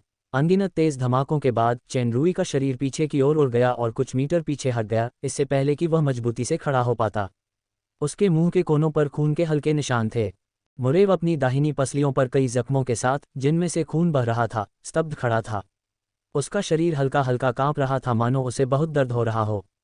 अभी अभी चेन रूई ने अनगिनत और ब्लेड दागे थे और हर वार मूलतः मुरेव की दाहिनी पसली पर लगा था, जिसकी सुरक्षा अपेक्षाकृत कमजोर थी। मुरेव की त्वचा भले ही सख्त थी, लेकिन वह उसी हिस्से पर तेज और ब्लेड के लगातार वार को बर्दाश्त नहीं कर सका। खासकर जब सुरक्षा टूट गई तो आत्मा को जो नुकसान हुआ उससे उसे बहुत तकलीफ हुई। विशाल सुनहरी भुजा पूरी ताकत से फट पड़ी, एक विस्फोटक शक्ति के साथ शीतल जल के पैटर्न को पूरी तरह से चकनाचूर कर दिया और अंततः दुश्मन के दुर्स्वप्न की उलझन से छुटकारा दिलाया। क्लार्क हिले और उनके हाथ तेजी से लहराने लगे। अनगिनत ताश के पत्ते अलग अलग चापों और प्रक्षेप पथों में चेन रूई की ओर तेजी से उड़े, मानो कोई तेज बूमरैंग हो। जैसे ही चेन रूई ने अपनी हथेली खोली, 3 औरोरा शॉट्स प्रकट हुए और तेजी से उनके चारों ओर घूमने लगे। पास आ रहे सभी ताश के पत्ते औरोरा शॉट्स से फट गए। चेन रूई अब विभिन्न कौशलों को आसानी से नियंत्रित और उपयोग कर सकता था, जिससे उसकी शक्ति बढ़ गई। उदाहरण के लिए, उसने ऑरा ब्लेड के साथ मिलकर जल तलवारबाजी को नंगे हाथों से सक्रिय किया और अब उसने ऑरोरा शॉट को शरीर रक्षा कौशल में बदल दिया। कई जादुई पत्ते उड़कर जमीन पर गिर पड़े। वे असल में तलवारें पकड़े शूरवीरों में बदल गए और चेन रूई को घेर लिया। चेन रूई पहचान गया कि यह फेट शोडाउन का चैंपियन शूरवीर था। चेन को आखिरकार समझ आ गया। अभिव्यक्ति, पता चला कि यही क्लार्क की असली ताकत है। चैंपियन शूरवीर के अलावा और भी कई जादुई कार्ड सामने आए थे। कौशल और शक्ति जादुई कार्डों के प्रोटोटाइप थे। उन्हें 2 शिविरों में विभाजित किया गया था, जो उच्चतम एस से लेकर निम्नतम स्तर तक थे। केवल 2, गोल्डन किंग और डार्क लॉर्ड, एस स्तर के थे। बाकी की ताकत जितनी कम थी, संख्या उतनी ही ज्यादा थी। कुल 500-600 लोग थे। दोनों खेमे असली छोटी सेनाओं जैसे थे, जो अच्छी तरह प्रशिक्षित और संयुक्त हमले में पारंगत थे। चेन रूई वास्तव में कम समय में उस संरचना को नष्ट करने में असमर्थ था, इसलिए उसने एक दृढ़ निर्णय लिया, विनाशकारी आभा प्रहार। अनगिनत तीक्ष्ण ची पूरे आकाश में उड़ रही थीं। चमकती तलवार की ची के बाद स्वर्ण राजा और डार्क लॉर्ड समेत सभी सैनिक उड़ती हुई राख में बदल गए। क्लार्क का चेहरा पीला पड़ गया था और ऐसा लग रहा था जैसे उसकी बहुत सारी जीवन शक्ति खत्म हो गई हो, लेकिन उसके हाथ फिर भी नहीं रुके। जादू के पत्ते लगातार फेंके जा रहे थे और सैनिक फिर से प्रकट हो रहे थे। ये सभी जादू के पत्ते क्षेत्रीय शक्ति से संघनित थे। जब तक क्लार्क थक नहीं जाता, सैनिकों का उत्पादन असीमित हो सकता था। विनाशकारी आभा प्रहार ने चेन रूई की भी बहुत ज्यादा ताकत खा ली। वह कुछ देर तक उसे छोड़ नहीं पाया। उसने अपनी रणनीति बदली और नियंत्रक को पकड़ने के लिए पूरी ताकत से क्लार्क की ओर दौड़ा। जब तक क्लार्क नीचे गिरा रहता, ये सैनिक स्वाभाविक रूप से गायब हो जाते। जैसे ही वह क्लार्क के पास पहुंचने वाला था, अचानक एक दूसरे को काटती हुई रोशनियां दिखाई दी और क्लार्क का रूप गायब हो गया। यह कोलिना का काम था। वह युद्ध के पिंजरे में अपने साथियों को अपनी इच्छानुसार इधर उधर कर सकती थी। इस युद्ध में कोलिना मुख्य हमलावर नहीं थी, लेकिन उसकी भूमिका सबसे बड़ी थी। चेन रुई का आक्रमण व्यर्थ गया और वह सेना की घेराबंदी में फंस गया। स्थिति अचानक निष्क्रिय हो गई। जैसे ही चेन रुई ने एक गौरवशाली शूरवीर कप्तान का सिर काटा, टूटी हुई गर्दन के पीछे अचानक एक भला प्रकट हुआ। गर्म ज्वाला शक्ति में लिपटी ज्वाला शक्ति उसकी ओर बढ़ी। चेन रुई ने समय रहते नॉर्थ सी तलवार से वार किया। चारों ओर चिंगारियां फैल गईं। इस भाले की शक्ति अत्यंत प्रबल और केंद्रित थी। नॉर्थ सी तलवार उसके हाथ से लगभग छूट ही गई थी। जब उसने पलटवार किया तो अप्रैल गायब हो चुका था। कुछ सेकंड बाद भाला उसके पीछे खड़े एक राक्षस नेता की पसलियों के नीचे फिर से फट गया। चेन रुई ने विश्लेषणात्मक आंखों में देखा था, इसलिए वह चुपके से किए गए हमले को रोकने के लिए पीछे मुड़ा। जब उसने अचानक देखा कि भाले की नोक पर लगा धातु का बिच्छू गायब है, तो उसके दिल में अचानक चेतावनी का संकेत उभर आया। जैसे ही रक्तलाल बिच्छू की पूंछ जमीन से उभरी और हमला चूक गया, उसका आकार तुरंत गायब हो गया। जैसे ही चेन रुई की टेलीपोर्टेड आकृति जमीन पर उतरी, एक विशाल सुनहरी भुजा सीटी बजाती हुई फिर से प्रकट हुई। म्यूरेव का शरीर अद्भुत था। उसकी पसलियों की चोटें अपने आप ठीक हो गई थीं। हालांकि उसकी आत्मा अभी भी हल्की सी पीड़ा से कराह रही थी, लेकिन उसकी लड़ने की भावना और भी तीव्र हो गई थी। उसने अपनी पूरी ताकत से यह प्रहार किया। इस भयानक शक्ति ने आसपास के स्थान को थोड़ा विकृत कर दिया। चेन रुई इससे बच नहीं सका। उसके शरीर के चारों ओर एक पारदर्शी रक्षात्मक कवच प्रकट हुआ। इस प्रहार ने रक्षात्मक कवच पर जोर से प्रहार किया और उसमें कई दरारें डाल दी, लेकिन वह ढहा नहीं। अप्रैल का भाला भूतिया रूप में पीछे से प्रकट हुआ और रक्षात्मक ढाल में चुभ गया। नीला गुंबद हिल गया और कुछ नहीं हुआ। म्यूरेव की सुनहरी विशाल भुजा चमक उठी और फिर से विस्फोट की आवाज सुनाई दी। रक्षात्मक ढाल की दरारें तेजी से फैल गईं। महान शक्तिवर्धक के अलावा विशाल सुनहरी भुजा सभी सुरक्षात्मक जादू की भी शत्रु थी। बार बार जोरदार झटकों के बाद रक्षात्मक ढाल अंततः ढह गई। चेन रुई तेजी से पीछे हटा, लेकिन फिर भी अप्रैल की बिच्छू की पूंछ के वार से बच नहीं सका। एक जहरीले जहर ने उसके शरीर पर हमला किया और उसकी हरकतें अचानक धीमी पड़ गईं। चेन रुई के बगल में खड़ी और क्षैतिज रोशनी समय के साथ प्रकट हुई, अनगिनत तंतुओं में बदलकर उसे अपने में समेट लिया। आसपास के स्थान में अनियमित विकृतियां थीं। चेन रुई मानो बहुपक्षीय क्रिस्टल के एक टुकड़े में जम गया हो। वह उस पल हिल नहीं पा रहा था। मुरेव पास आया और खिल्ली उड़ाते हुए बोला, आखिरकार उसे पकड़ ही लिया। इतनी ताकत के साथ तुम मुझे कमज़ोर कहने की हिम्मत कर रहे हो। मैं उसके हाथ पैर तोड़ना चाहता हूँ। परेशानी मत करो। अप्रैल के बिच्छू के जहर ने उसे जहर दे दिया है और उसकी लड़ने की शक्ति खत्म हो गई है। इसके अलावा कोलिना के कैद के क्रिस्टल को तोड़ा नहीं जा सकता। चलो उसे जल्द से जल्द पवित्र प्रकाश पर्वत पर वापस ले चलते हैं। क्लार्क ने दूर से भौहें सिकोड़ते हुए कहा। अप्रैल ने सहमति में सिर हिलाया। लड़ाई बहुत भीषण थी। अगर वे चारों मिलकर काम न करें तो दुश्मन को हराना मुश्किल होगा। तभी कैद का क्रिस्टल फट गया। दरार से एक भयानक और हिंसक सांस निकली और सब चौंक गए। एक पल में कैद का क्रिस्टल फट गया और एक लाल जानवर कैद से बाहर निकल आया। एक भयानक आभा के साथ वह मुरेव की ओर तेजी से झपटा। मुरेव बुरी तरह स्तब्ध रह गया। वह कुछ देर तक हिल नहीं सका, इसलिए वह इसे और भी जोर से झेल सका। संकट के क्षण में कोलिना ने फिर से टेलीपोर्ट चालू किया और उस तिरछी रोशनी ने मुरेव को तुरंत दूर ले जाकर हमले से बचा लिया। लाल रंग का विशाल जानवर हवा में तेजी से दौड़ा, फिर घूमकर काली लौ में जलती हुई आकृति में विलीन हो गया। काली लौ लाल हो गई, अद्भुत शक्ति प्राप्त करते हुए, और धीरे धीरे उस आकृति की दो रक्त लाल आंखों में धंस गई, जिससे उसकी हत्या करने की तीव्र इच्छा हुई। इससे पहले कि चारों पवित्र शिष्य कुछ प्रतिक्रिया दे पाते, चेन रुई की आकृति सबसे नजदीक खड़े मुरेव के सामने प्रकट हुई। मुरेव को शर्मिंदगी महसूस हुई कि उस पर अभी अभी एक विशाल जानवर ने हमला किया था। जैसे ही उसने दुश्मन को आते देखा, वह गुस्से से चिल्लाया और पूरी ताकत से विशाल सुनहरे हाथ का प्रहार किया। इस बार चेन रुई ने उसे नहीं टाला और मुक्का मारकर उसका स्वागत किया। दोनों बिना किसी चाल के टकरा गए। पूरा युद्ध पिंजरा कुछ देर के लिए हिल गया। मुरेव लड़खड़ाकर पीछे हट गया, जबकि चेन रुई गतिहीन रहा। ये पिछले द्वंद्वयुद्ध जैसा ही था, सिवाय इसके कि विषय स्थानांतरित हो गया था। चेन रुई के शरीर से लगातार ध्वनियां निकल रही थीं, लेकिन उसे कोई चोट नहीं आई। मुरेव के शरीर के चारों ओर का स्थान एक विशाल लहर की तरह विकृत हो गया और मुरेव का विशाल शरीर लड़खड़ाकर पीछे हट गया। इससे पहले कि वह संभल पाता, एक हवा जैसी आकृति आ पहुंची। जोरदार प्रहारों की आवाज किसी भारी हथौड़े की तरह दूसरों के कानों पर पड़ी। Bang bang bang. कोलिना ने मुरेव को बाहर भेजने की पूरी कोशिश की, लेकिन दुश्मन की भयानक शक्ति के आगे उसकी अंतरिक्ष शक्ति बेअसर रही। मुरेव को मार गिराए जाने के बाद ही उसे मुरेव को दूर ले जाने का मौका मिला। क्लार्क और अप्रैल के बगल में गिरा म्यूरेव मानो मधुकोश का छत्ता हो। उसका शरीर मुट्ठियों के आश्चर्यजनक निशानों से भरा था, यहाँ तक कि विश्वास का कवच भी विकृत और मुड़ा हुआ था। उसकी आंखों में पहली बार असली डर का आभास हुआ। तारा विस्फोट, चेन रुई की गहरी आवाज़ सुनाई दी। बेहद तेज रोशनी और विनाश की भयावह सांस ने सभी को तारा विस्फोट का भ्रम पैदा कर दिया। पूरा युद्ध पिंजरा जोर से हिल गया। अंततः प्रकाश धीरे धीरे बुझ गया। म्यूरेव, क्लार्क और अप्रैल, जो एक त्रिकोणीय संरचना में थे, ने मिलकर शक्ति को तितर-बितर कर दिया। हालांकि इस प्रहार की शक्ति भयानक थी, फिर भी इसने तीनों पवित्र शिष्यों की संयुक्त रक्षा को नष्ट नहीं किया, लेकिन वे तीनों गंभीर रूप से घायल हो गए, खासकर म्यूरेव, जो पहले से ही बुरी तरह घायल था। घाव से बहते खून के कारण वह रक्तरंजित हो गया। जैसे ही तीनों ने राहत की सांस ली, उनकी पुतलियां एक साथ सिकुड़ गईं। चेन रुई की आकृति उनके सामने प्रकट हुई, जिसके हाथ में एक व्यक्ति की गर्दन थी, जिसका नाम था कोलिना। अध्याय 686, झुलसा देने वाला ड्रैगन दहाड़। कोलिना हमेशा से युद्ध के पिंजरे में छिपी रही थी। अभी अभी चेन रुई का स्टार विस्फोट, एक अंधाधुंध बड़ा एओई हमला, उसे सामने आने पर मजबूर करने के लिए था। चेन रुई ने कोलिना को उसकी गर्दन में जकड़ लिया था। हालांकि वह भयभीत थी, पर घबराई नहीं। उसका शरीर अचानक प्रकाश की अनगिनत गुंथी हुई किरणों में बदल गया और बिखर गया। चेन रुई को थोड़ा आश्चर्य हुआ जब उसकी पकड़ खाली हो गई। हवा अचानक ठंडी हो गई और तीखे बर्फ के ब्लेडों से भरा एक तेज बवंडर दिखाई दिया। चेन रुई ने अपने सिर को बचाने के लिए अपनी दोनों बाहें क्रॉस कर लीं। जब बर्फ का टुकड़ा उसके शरीर से टकराया तो उसे बस एक छोटा सा सफ़ेद निशान छोड़ने का मौका मिला और फिर वह टूट गया। बवंडर की वजह से टूटे हुए बर्फ के टुकड़े चेन रुई के शरीर पर तेजी से क्रिस्टलीकृत और ठोस होने लगे।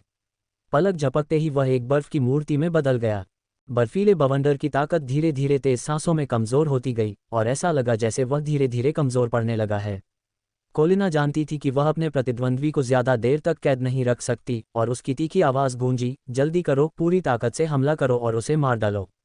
इस दुश्मन की ताकत वाकई बहुत ज़्यादा थी और विश्वास के कवच का समय सीमित था, इसलिए इन्हें जल्द से जल्द खत्म करना ज़रूरी था, वरना नतीजे बहुत बुरे होंगे। म्यूरेव का शरीर बहुत खास था। पिछली चोट थोड़ी ठीक हो गई थी। हालांकि तारा विस्फोट की वजह से उसका घाव फट गया था, लेकिन आखिरकार यह एक बाहरी चोट थी। जख्मों को छोड़ दें तो खून से सनी आंखों वाली उस भयानक आकृति ने उसके दिल में डर और जख्म छोड़ दिया था, इसलिए उसे जल्द से जल्द दुश्मन से छुटकारा पाना होगा, वरना यह जख्म उसके दिल में और गहरा हो जाएगा और वह जिंदगी भर इससे छुटकारा नहीं पा सकेगा। म्यूरेव की सुनहरी विशाल भुजा सुनहरी लपटों से जल उठी और वह हवा में उड़ती बर्फ की मूर्ति की ओर दौड़ा, दुश्मन को पूरी तरह से कुचलने के इरादे से। क्लार्क ने तेजी से अपने दोनों हाथ हिलाए और अनगिनत जादुई ताश के पत्ते मुरेव के सामने चारों तरफ से बर्फ की मूर्तियों को घेरने लगे। जादुई पत्ते के पीछे फेट शोडाउन की दो छोटी छोटी सेनाएं थीं। अप्रैल ने पैर पटका और उसकी भूतिया आकृति गोल गोल घूमती रही। जादुई कार्ड की आड़ में वह बर्फ की मूर्ति के पीछे चली गई। हालांकि उसकी ताकत का मूल्यांकन भी ऐस जोड़ था, वह वास्तव में म्यूरेव से कमतर थी, लेकिन उसके युद्ध कौशल ज्यादा विचित्र थे, खासकर जहरीली बिच्छू की पूंछ। आमतौर पर यह दुश्मन को रोकने का एक हथियार होता था, लेकिन जहर का दुश्मन पर कोई असर नहीं होता था, जिससे अप्रैल ज्यादा सतर्क हो गई। स्वाभाविक रूप से उसने इस बार कोई कसर नहीं छोड़ी। बर्फ का बवंडर पूरी तरह से बुझ चुका था और बर्फ की मूर्ति की सतह पर जमी बर्फ की परत से बहुत ज्यादा भाप निकल रही थी, जो पल भर में ही वाष्पित हो गई। अजीब बात यह थी कि चेन रुई की आंखें हल्की सी बंद हो गई थीं और उसके शरीर की तेज सांसें गायब हो गई थीं। ऐसा लग रहा था मानो उसकी विशेष अवस्था निष्क्रिय हो गई हो। अनगिनत हमलों के बीच चेन रुई के बाल तेज हवा से पीछे की ओर उड़ गए थे, लेकिन उसका चेहरा अभी भी पानी की तरह शांत था। जैसे ही वह चारों ओर से संकटों से घिरने वाला था, उसकी खामोश आंखें अचानक खुल गईं और पुतलियां ज्वाला सी चमक उठीं। गायब हुई भयंकर और हिंसक सांसें पल भर में सैकड़ों गुना तेज हो गईं। अब वह कोई साधारण सांस नहीं थी, बल्कि एक राजसी और विशाल आत्मा थी जिसने पूरे युद्ध कक्ष को भर दिया था। जिस क्षण चेन रुई ने अपनी आंखें खोलीं, चारों पवित्र शिष्यों ने महसूस किया कि ताश के पत्ते, सैनिक, मुरेव, अप्रैल, सब कुछ एक साथ धीमा हो गया, मानो समय का प्रवाह अचानक कई गुना धीमा हो गया हो। एक भ्रम। जब मुरेव और बाकी लोग चौंक गए, तभी भ्रम फिर से सामान्य हो गया। युद्ध के पिंजरे में एक आवाज सुनाई दी, जलते हुए ड्रैगन की दहाड़। देखते ही देखते मारा जाने वाला लक्ष्य अचानक एक रक्तलाल समुद्र में बदल गया। नहीं, ये समुद्र नहीं था, बल्कि सामने वाला भयानक और क्रूर सांप जैसा विशाल जानवर था। दरअसल ऐसे दर्जनों जानवर थे। युद्ध के पिंजरे के जोरदार कंपन के साथ भयानक झुलसा देने वाला ड्रैगन दहाड़ चारों ओर दौड़ पड़ा। चाहे जादुई ताश के पत्ते हों, प्रकट सैनिक हों या पवित्र शिष्य हों, आसपास की हर चीज लाल बत्ती में समा गई। कोलिना युद्ध पिंजरे की विशेषताओं का उपयोग हमले को मोड़ने के लिए करना चाहती थी, लेकिन झुलसते ड्रैगन की प्रचंड सांसें हर जगह थीं, यहाँ तक कि जगह भी फटी हुई थी। पूरा युद्ध पिंजरा उस भयानक दबाव को झेल नहीं पा रहा था। वह अपनी सीमा तक फुलाए गए गुब्बारे की तरह था जो कभी भी टूटकर फट सकता था। Boom boom boom boom boom, रक्तलाल समुद्र ने अंततः क्षेत्र को चीर डाला और पूरा युद्ध पिंजरा प्रकाश की किरणों में बिखर गया जो मंद होकर बिखर गईं। इसके परिणामस्वरूप प्रकाश कक्ष क्षेत्र में भूकंप जैसे झटके महसूस हुए। एक के बाद एक इमारतें ढह गईं, चौक के पास के सभी जादूटोने धूल में बदल गए, जमीन 3-4 मीटर तक धंस गई। शक्तिशाली आघात तरंग के प्रभाव में आसपास के सभी प्रकाश शूरवीर उड़ गए और जमीन पर गिरने पर वे तुरंत उठ नहीं पाए। कई कम शक्ति वाले शूरवीर बेहोश हो गए थे। चांदनी में चौक की लाल रोशनी धीरे धीरे बुझ गई। एक आकृति के अलावा वहां कोई भी नहीं था, यहाँ तक कि कोई इमारत भी सीधी खड़ी नहीं थी। एक व्यक्ति ने अपने हाथ में एक महिला की गर्दन पकड़ी हुई थी, कोलिना। चूंकि युद्ध पिंजरा नष्ट हो चुका था, कोलिना अब पहले की तरह बच नहीं सकती थी। झुलसा देने वाले ड्रैगन की दहाड़ की शक्ति की तो बात ही छोड़िए, युद्ध पिंजरे के नष्ट होने से ही उसकी आत्मिक शक्ति में भारी कमियां आ गई थी। यहाँ तक कि उसका विश्वास का कवच भी बिखर कर गायब हो गया था। अपनी प्रतिरोधक क्षमता पूरी तरह खो देने के कारण उसकी आंखें दहशत से भरी हुई थीं। 4 पवित्र प्रशिक्षु विश्वास के कवच से सुसज्जित एक युद्ध पिंजरे में सेना में शामिल हो गए और पूरी तरह से हार गए। चेन रुई की आंखों में एक जानलेवा आभा थी। उसकी आवाज़ बर्फ की तरह ठंडी थी। मैं औरतों को कम ही मारता हूँ, लेकिन तुम एक अपवाद हो। पवित्र प्रशिक्षु नहीं मरेगा। इससे पहले कि कोलिना ने अपना वाक्य पूरा किया, उसके शरीर की सतह पर विनाशकारी सफ़ेद रोशनी की एक परत दिखाई दी। फिर वह अचानक कांप उठी और चीख निकली। एक धमाके के साथ कोलिना फट गया और वहां कोई शव नहीं था, ठीक वैसे ही जैसे उसने मारे गए 2 बच्चों का था। चेन रुई ने अपने हाथ नीचे कर लिए और पास ही खड़े 3 अन्य पवित्र शिष्यों को देखा। म्यूरेव खून से लथपथ, मानो मर गया हो, जमीन पर गिर पड़ा। क्लार्क और अप्रैल एक दूसरे के बगल में थे और उनकी सांसें बहुत कमज़ोर थीं। एक हल्का सा वार उन्हें पूरी तरह से मार सकता था। चेन रुई धीरे धीरे आगे बढ़ा। जैसे ही वह मुरेव के पास से गुजरा, मुरेव, जो पहले बिल्कुल स्थिर था, अचानक पीछे से झपटा। चेन रुई का कंधा मुड़ा, मुरेव रुक गया और वहीं स्तब्ध होकर खड़ा हो गया, मानो उसके पीछे जमीन फट गई हो। भले ही तुम इस युद्ध में बहादुर हो, लेकिन दूसरे युद्ध क्षेत्र में तुम अभी भी काया और कमज़ोर हो। चेन रुई ने मुरेव की ओर देखा तक नहीं और क्लार्क की ओर बढ़ता रहा। मुरेव कुछ कहना चाहता था, लेकिन अचानक उसके माथे पर एक लाल निशान उभर आया जो तेजी से एक सीधी रेखा में फैल गया। उसका मजबूत शरीर अचानक 2 टुकड़ों में बंट गया और खून तेजी से फैल गया। जब अप्रैल ने चेन रुई को आते देखा तो उसने उठने की बहुत कोशिश की, लेकिन अपनी चोटों के कारण वह उठ नहीं पाए। दूसरी ओर क्लार्क शांत लग रहा था। मुझे मारने से पहले मुझे बताओ कि तुम्हारे लिए पावरहाउस की परिभाषा क्या है। चेन रुई ने क्लार्क की ओर देखा। दृढ़ इच्छाशक्ति और दृढ़ विश्वास रखो, लगातार खुद को चुनौती दो और खुद से आगे निकल जाओ। अत्यधिक कठिनाई या प्रलोभन का सामना करते हुए भी तुम अपने हृदय के सिद्धांतों पर अडिग रहो और अपना मूल हृदय मत खो।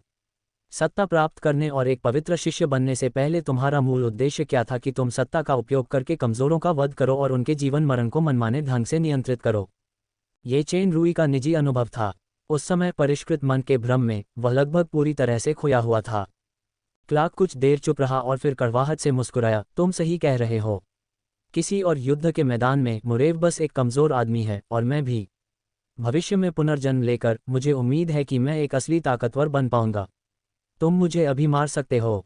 क्लार्क ने अप्रैल का हाथ जोर से दबाया। अप्रैल सिहर उठी। छूटने के बजाय उसने उसका हाथ भींच लिया। उसे हमेशा से पता था कि क्लार्क उसमें दिलचस्पी रखता है।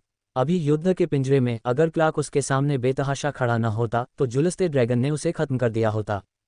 अप्रैल को अचानक इस बात का पछतावा हुआ कि उसने ये हाथ पहले क्यों नहीं थामा और उसने दांत पीसते हुए कहा, पवित्र शिष्य को अनंत जीवन मिलता है। हमारी आत्मा परमेश्वर के राज्य में पुनर्जन्म लेगी। हालांकि तुमने आज हमें मार डाला, एक दिन पुनर्जन्म, अनंत जीवन। चेन रुई एक क्षण के लिए चुप रहा, फिर उसने पूछा, ईश्वर अनगिनत वर्षों से अस्तित्व में है, तो पवित्र शिष्य का अनगिनत बार पुनर्जन्म होना चाहिए था। क्या आपको अभी भी अतीत की यादें ताज़ा हैं? अप्रैल दंग रह गई। पुनर्जन्मा पवित्र प्रशिक्षु एक नई शुरुआत है। भगवान हमें पवित्र मिशन को जारी रखने के लिए विश्वास का कवच फिर से देंगे। एक पुनर्जन्म जो अतीत में सब कुछ खो देता है। चेन रुई को एक वाक्य याद आया जो उसने अपने पिछले जीवन में उगने पर लिखा था। नाई ब्रिज पर मिंगपो सूप पीता हूँ, सारा अतीत भूल जाता हूँ। पुनर्जन्म के बाद क्या मैं अभी भी वही हूँ? मुझे नहीं पता कि तथाकथित पुनर्जन्म वास्तविक है या नहीं। मैं बस एक ही बात जानता हूँ, दुनिया में कोई भी चीज़ पूरी तरह से शाश्वत नहीं है। किसी भी अमर अस्तित्व का एक क्षय दिवस होता है, चाहे वह देवता ही क्यों न हो। अचानक, मैं नहीं चाहता कि तुम दोनों का पुनर्जन्म हो।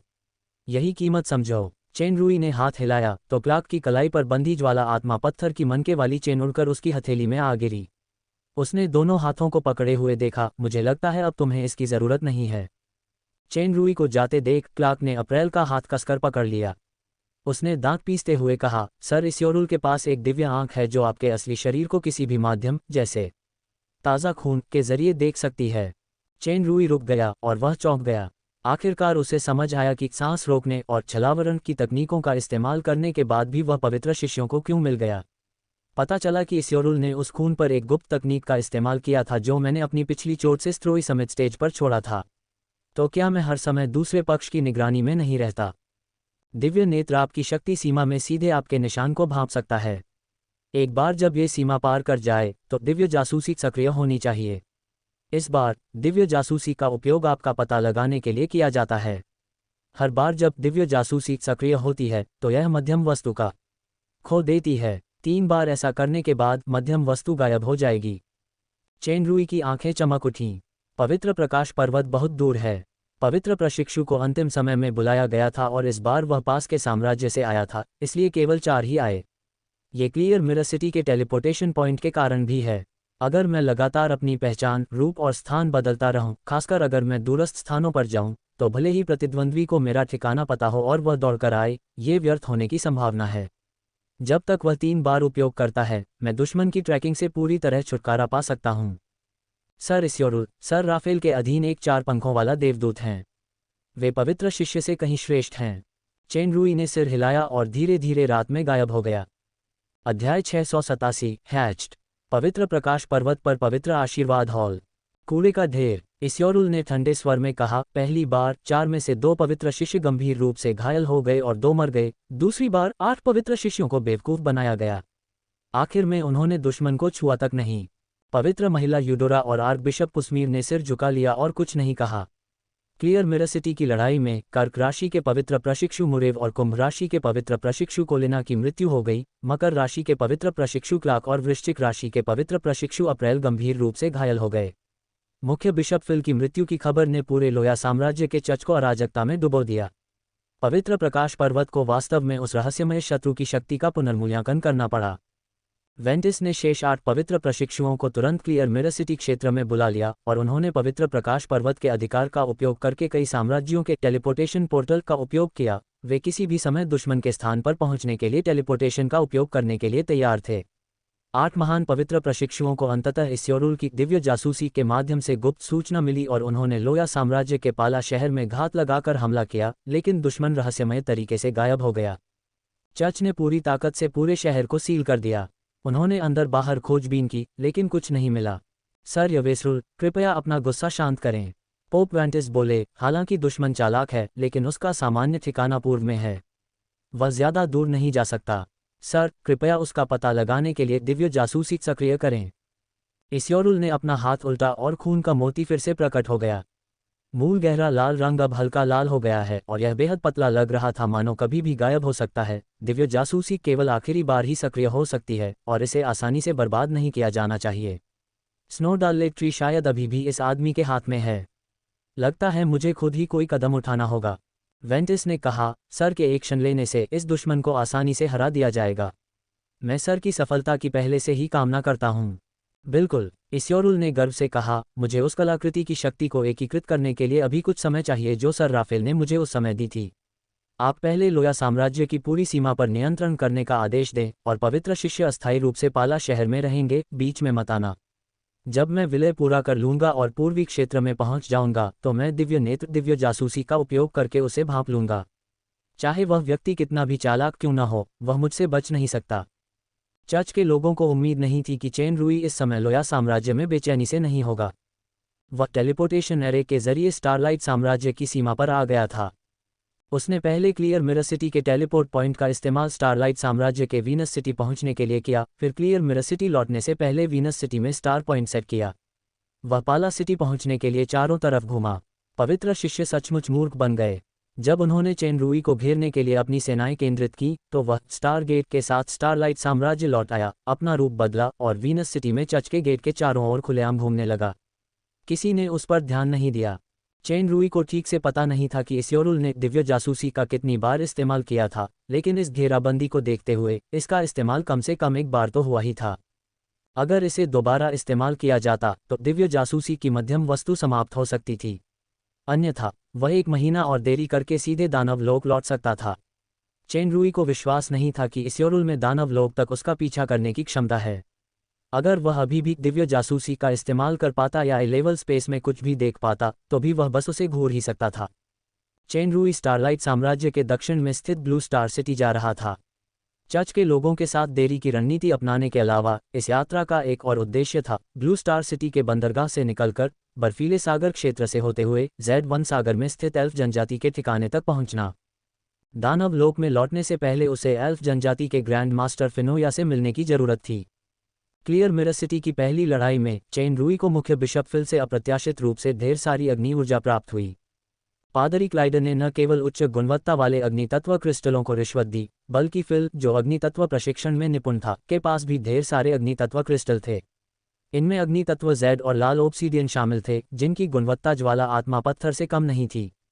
स्मृति चिन्ह के रूप में छोड़ी गई ज्वाला आत्मा पत्थर की मन का माला को छोड़कर उसने बाकी सब उस अंतरिक्ष वलय में भर दिया जहां फीनिक्स का अंडा रखा था। अगले कुछ दिनों तक फीनिक्स का अंडा अंतरिक्ष वलय में चुपचाप पड़ा रहा, मानो अग्नि क्रिस्टलों का आनंद ले रहा हो और कोई परेशानी पैदा नहीं कर रहा हो। ये शांति तब तक बनी रही जब तक चेनरुई ने बर्फीले सागर का समुद्री क्षेत्र का नक्शा खरीदकर तीसरे दिन, यानी शूरा के पुनरुत्थान के दूसरे दिन, ब्लू स्टार सागर बंदरगाह से प्रस्थान नहीं कर दिया। शूरा पवित्र प्रकाश पर्वत की चोटी पर स्थित प्रकाश दिव्यता मंदिर की शक्ति से नष्ट हो गया। चेनरुई द्वारा बहुत अधिक आभा अर्पित करने के बाद उसका पुनर्जन्म हुआ। शूरा और चेनरुई की अपनी शक्ति के बल पर भले ही उसका सामना 8 पवित्र शिष्यों से आमने सामने हो, वह आसानी से बच सकता था। आमने सामने लड़ना संभव है, लेकिन अगर मैंने फिर से कुछ खून के धब्बे या कुछ और छोड़ा तो अजीब आंखों की नज़र पड़ने पर परेशानी होगी। ईमानदारी से कहूं तो इस तरह की निगरानी कौशल के साथ अगर दानव क्षेत्र में लौटने के बाद बिस्तर पर मेरी जासूसी की जाती है तो मुझे बहुत बड़ा नुकसान होगा। जैसा कि नाम से ही जाहिर है, बर्फीले समुद्र का पानी का तापमान काफ़ी कम था। समुद्री क्षेत्र के द्वीपों पर कई हिमखंड थे। अजीब बात यह थी कि 0 से नीचे के तापमान वाली पानी की सतह जमी नहीं थी, जिससे शैतान के जाल के जहाज के लिए उसमें से गुजरना आसान हो गया था। वहाँ कई सक्रिय जीव भी थे, खासकर चांदी की उड़ने वाली मछलियाँ जो जंगली हंसों जैसी दिखती थीं और पानी पर तैरने के लिए कतार में खड़ी थीं। यह एक अद्भुत दृश्य था। चेनरुई बर्फीले समुद्र के अजूबों को निहार रहा था कि अचानक उसे अंगूठी में तेज कंपन महसूस हुआ। उसने सोचा कि अग्नि तत्व के सभी क्रिस्टल खत्म हो गए हैं, इसलिए उसने जल्दी से अपने दिमाग से जांच की और पाया कि ज्यादातर अग्नि तत्व के क्रिस्टल अभी भी वहीं थे। हालांकि अग्नि तत्व जेड और लाल ओब्सीडियन जैसी कुछ उच्च गुणवत्ता वाली चीजें जो कल खत्म हो रही थीं, गायब हो गई थीं। फीनिक्स का अंडा जोर से कंपन कर रहा था और अंतरिक्ष की अंगूठी फटने का खतरा था। चेनरुई ने जल्दी से उसे बाहर निकाला। जैसे ही फीनिक्स का अंडा बाहर निकाला गया, पास की ठंडी हवा में चिलचिलाती गर्मी का एहसास हुआ। दूर उड़ती चांदी की मछलियों को कुछ भयानक सा महसूस हुआ और वे डरकर भाग गईं। हल्के लाल फीनिक्स का अंडा लाल हो गया था और उसमें से एक भयानक गर्मी की लहर निकल रही थी। पास के जहाज का पाल सचमुच जलने लगा। चेनरुई अचंभित रह गया। उसने जल्दी से रेत के काम करने वालों से जहाज के पाल उतारने को कहा। इतना ही नहीं, जहाज भी तेजी से गर्म होने लगा। गनीमत रही कि जहाज की सामग्री असाधारण थी, इसलिए जहाज का बाकी हिस्सा नहीं जला। आसपास के बर्फ जैसे समुद्री पानी से ढेर सारी भाप निकल रही थी। चेनरुई को फीनिक्स के अंडे से निकलती जीवन की शक्तिशाली सांस का एहसास हुआ। वह शायद फूटने ही वाला था। उसने जल्दी से सैंडमैन को आपातकालीन जादुई क्रिस्टल पावर थ्रस्टर को पूरी तरह से चालू करने दिया ताकि वे नज़दीकी बर्फीले द्वीप की ओर बढ़ सकें। अगर कोई आसपास होता तो वह एक बड़े जहाज को भारी भाप का सामना करते हुए अविश्वसनीय गति से आगे बढ़ते हुए देख सकता था। जिस पानी से वह बड़ा जहाज गुजरता, वहां सफ़ेद पेट वाली कई मछलियां तैरती हुई दिखाई देतीं। फीनिक्स के अंडे का तापमान बढ़ रहा था। चेनरुई को भी सुरक्षा के लिए शक्ति सक्रिय करनी पड़ी। जहाज पहले से ही हल्का लाल हो चुका था। सैंडमैन का अत्यधिक सूखा शरीर भी ढहने की स्थिति में था और ऐसा लग रहा था कि वे अब और नहीं टिक पाएंगे। चेनरुई ने निर्णायक रूप से रेत के लोगों को तुरंत बलुआ पत्थर के सार में रखा और शैतान के जाल के जहाज को भंडारण स्थान में रख दिया। वह भयानक गर्मी उगलते फीनिक्स के अंडे को पकड़े हुए तेजी से बर्फ के द्वीप की ओर उड़ चला। कुछ देर तक तेज रोशनी की किरणें उड़ने के बाद एक सोनिक बूम की आवाज आई और वह आखिरकार बर्फ के द्वीप पर पहुंच गया। वह जहां से भी गुजरा हजारों सालों से न पिघली बर्फ पिघल गई। चेनरुई भी उस तापमान को सहन नहीं कर सका। वह फीनिक्स के अंडे को जमीन पर रखने ही वाला था। अचानक फीनिक्स के अंडे से एक खिंचाव हुआ जो उसके हाथों से चिपक गया और यह खिंचाव और भी तेज होता गया। चेनरुई के शरीर में तारे के भक्षण जैसी शक्ति को सोखता गया। चेनरुई सहज ही उस खिंचाव से अलग होना चाहता था, तभी उसे फीनिक्स के अंडे से एक अजीब सी मानसिक हलचल महसूस हुई। उसे अचानक समझ आ गया कि यह नन्हे फीनिक्स के अंडे से निकलने से ठीक पहले ऊर्जा का संचय था। उसने उस पल के तेज तापमान को बिना किसी प्रतिरोध के सहन कर लिया। तापमान बढ़ता ही जा रहा था, हवा में अग्नि तत्व भरपूर थे और फीनिक्स के अंडे से एक हल्की सी लौ निकल रही थी।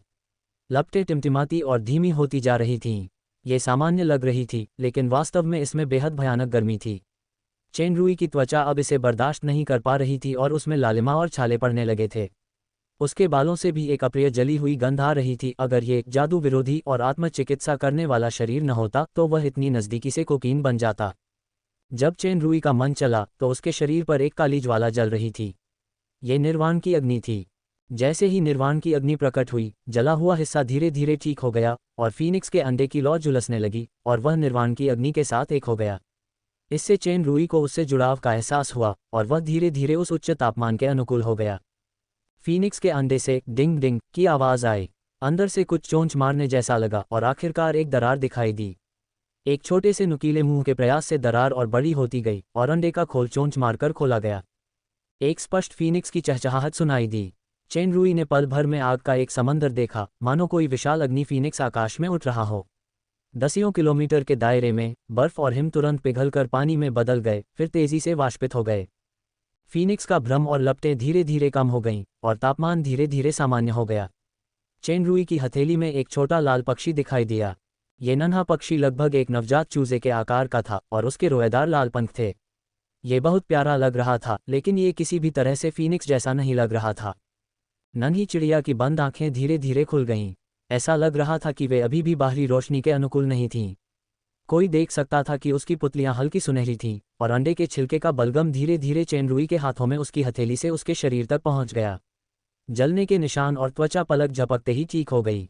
रेस फीनिक्स व्यापक शक्ति मूल्यांकन ए, शारीरिक बनावट ए, शक्ति ए, आत्मा ए, गति ए, गुण अग्नि गुण निर्वाण। फीनिक्स से जैसी उम्मीद थी, जन्म के समय ही उसमें दानव सम्राट के शुरुआती चरण की ताकत थी। अगर वह बड़ा होता तो दानव अधिपति के स्तर तक पहुंचना कोई समस्या नहीं थी। छोटी लाल चिड़िया ने चेनरुई को देखा और एक चहचहाहट भरी आवाज निकाली जो कानों को बहुत अच्छी लगी। विश्लेषणात्मक आंखों में वह एक छोटी बच्ची की नासमझ आवाज बन गई, मम्मी।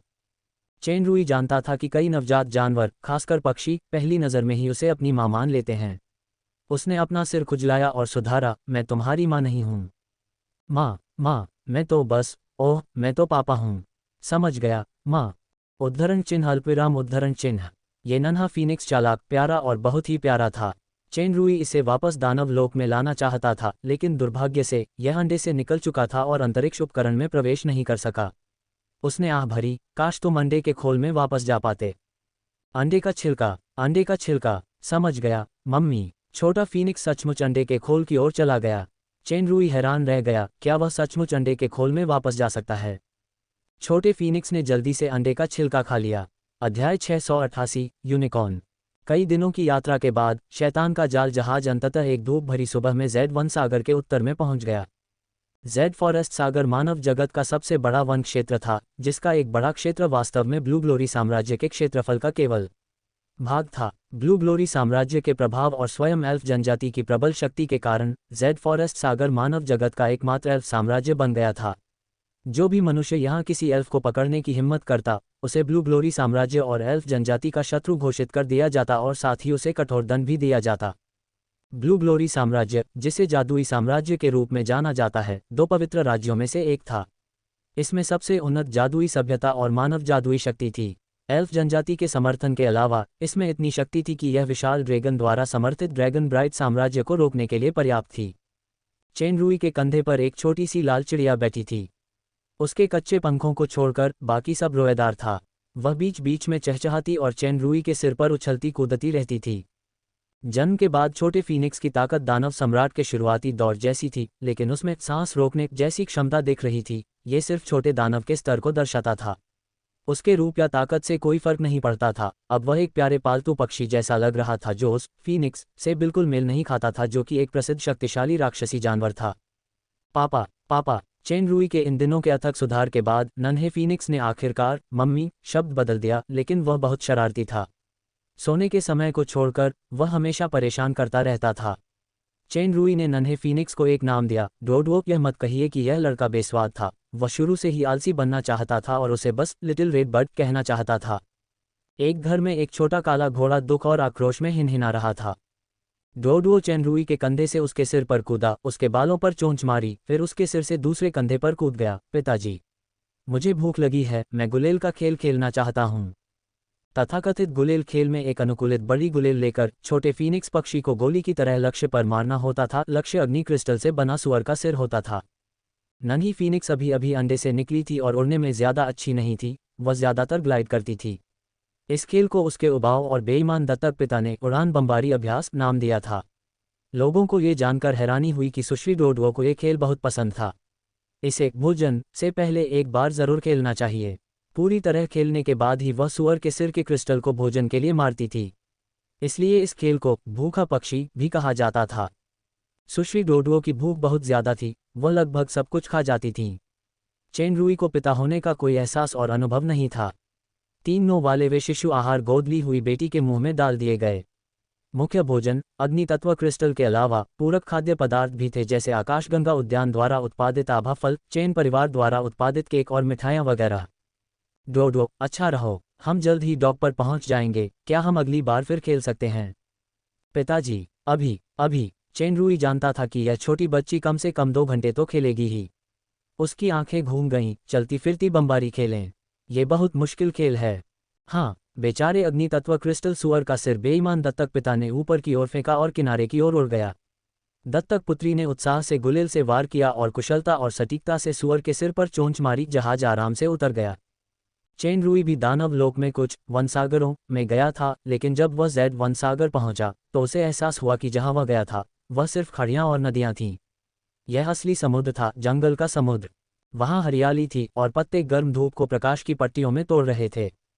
फूलों और पत्तियों की ताज़ी सांसें हवा में घुली हुई थीं और पौधों में मानो आध्यात्मिकता झलक रही थी। वे विशेष रूप से जीवंत लग रहे थे। ऐसा कुछ था जो चेन रुई ने उन जंगलों में पहले कभी नहीं देखा था। चेन रुई ने अपनी सतर्कता में कोई ढील नहीं दी। Z1 का सागर विशाल था। एल्फ जनजाति के अलावा वहाँ कई प्रजातियां और जीव थे, और कुछ तो बहुत शक्तिशाली और खतरनाक भी थे। हालांकि वह अभी बाहरी क्षेत्र में ही था, फिर भी वह अपनी सतर्कता कम नहीं कर सकता था। Z1 सागर में एक विशेष शक्ति थी जो जादुई नक्शों जैसी वस्तुओं में बहुत बाधा उत्पन्न करती थी। सौभाग्य से चेन रुई के पास गहन विश्लेषण का कौशल था। वह भटकने से बचने के लिए सावधानी से चलता और रिकॉर्ड करता रहा। वह जंगल की गहराइयों की ओर कदम दर कदम बढ़ता गया। छोटी फीनिक्स अब इधर उधर नहीं कूदती थी, बल्कि वह चेन रुई के कंधे पर खड़ी होकर जंगल में हर चीज को उत्सुकता से देखती थी। चेन रुई ने कुछ सांसें ठीक से छोड़ी और रास्ते में आने वाले कई बिन बुलाए मेहमानों को डराकर भगा दिया। बहरहाल Z1 का सागर बहुत विशाल था। सुबह जंगल में प्रवेश करने से लेकर अब सूर्यास्त तक एल्फ का कोई निशान नहीं मिला। दूर पहाड़ के नीचे एक छोटी सी झील धुंधली सी दिखाई दे रही थी, जो जंगल के साम्राज्य में जड़े हुए दर्पण जैसी लग रही थी।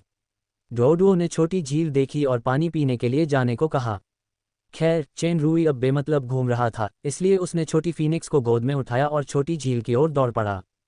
जैसे ही चेन रुई छोटी झील के पास पहुंचा, उसने अचानक अपने कदम रोक दिए, क्योंकि उसने देखा कि वहां पहले से ही एक अतिथि मौजूद था, जो वहां पहले से ही पहुंचा था और झील से पानी पी रहा था। यह एक सफेद घोड़ा था। आम घोड़ों से अलग, इसके सिर पर एक चांदी का सींग था। चेन रुई अपनी आंखों से सींग पर बने सर्पिलाकार पैटर्न को धुंधला सा देख पा रहा था। चेन रुई अब कोई नौसिखिया नहीं था जो कुछ भी नहीं जानता था। वह तुरंत जान गया कि यह घोड़ा क्या था, एक गेंडा। यूनिकॉर्न उच्च स्तर के राक्षसी जानवर थे जिनमें प्रबल रहस्यमयी शक्तियां थीं। उनके मजबूत शरीर और हवा जैसी गति के कारण वे सभी जमीनी सवारों को मात देने की क्षमता रखते थे। ज्यादातर यूनिकॉर्न थंडर के स्वामी थे और अपराधियों को सजा देने के लिए आसानी से थंडर छोड़ सकते थे। शारीरिक हमलों के अलावा उनका तेज सींग फ्लैश जैसा अंधेपन का जादू का एक हल्का तत्व भी छोड़ सकता था, जिससे लोग अंधे हो सकते थे। यूनिकॉर्न एक प्रकार का शांतिप्रिय प्राणी था जिसका स्वभाव सौम्य था, लेकिन वह विनम्र नहीं था। उसे दृढ़ भी माना जा सकता था। ऐसा कहा जाता था कि केवल शुद्धतम कुंवारियां ही उसकी मित्रता जीत सकती थीं। उन्हें जंगल और जंगली इलाकों में आज़ादी से घूमना पसंद था, लेकिन यूनिकॉर्न को काले जीवों और काली शक्तियों से स्वाभाविक रूप से नफरत थी। वे सामान्य विष और श्राप से प्रतिरक्षित थे। कई प्राचीन अभिलेखों में उन्हें अक्सर पवित्र अवतार के रूप में चित्रित किया गया है। एकमात्र घोड़ा प्रकार का राक्षसी जानवर जो यूनिकॉर्न की गति और शक्ति को टक्कर दे सकता था, वह दानव क्षेत्र का इंक्यूबस जानवर था और चेनरुई के पास एक था। उसके सामने जो गेंडा था वह ज्यादा बुरा नहीं होना चाहिए था। उसकी ताकत लगभग दानव राजा के स्तर की थी, लेकिन उसकी हालत ठीक नहीं लग रही थी। उसके शरीर पर खून के कई धब्बे थे जो गंभीर रूप से घायल लग रहे थे।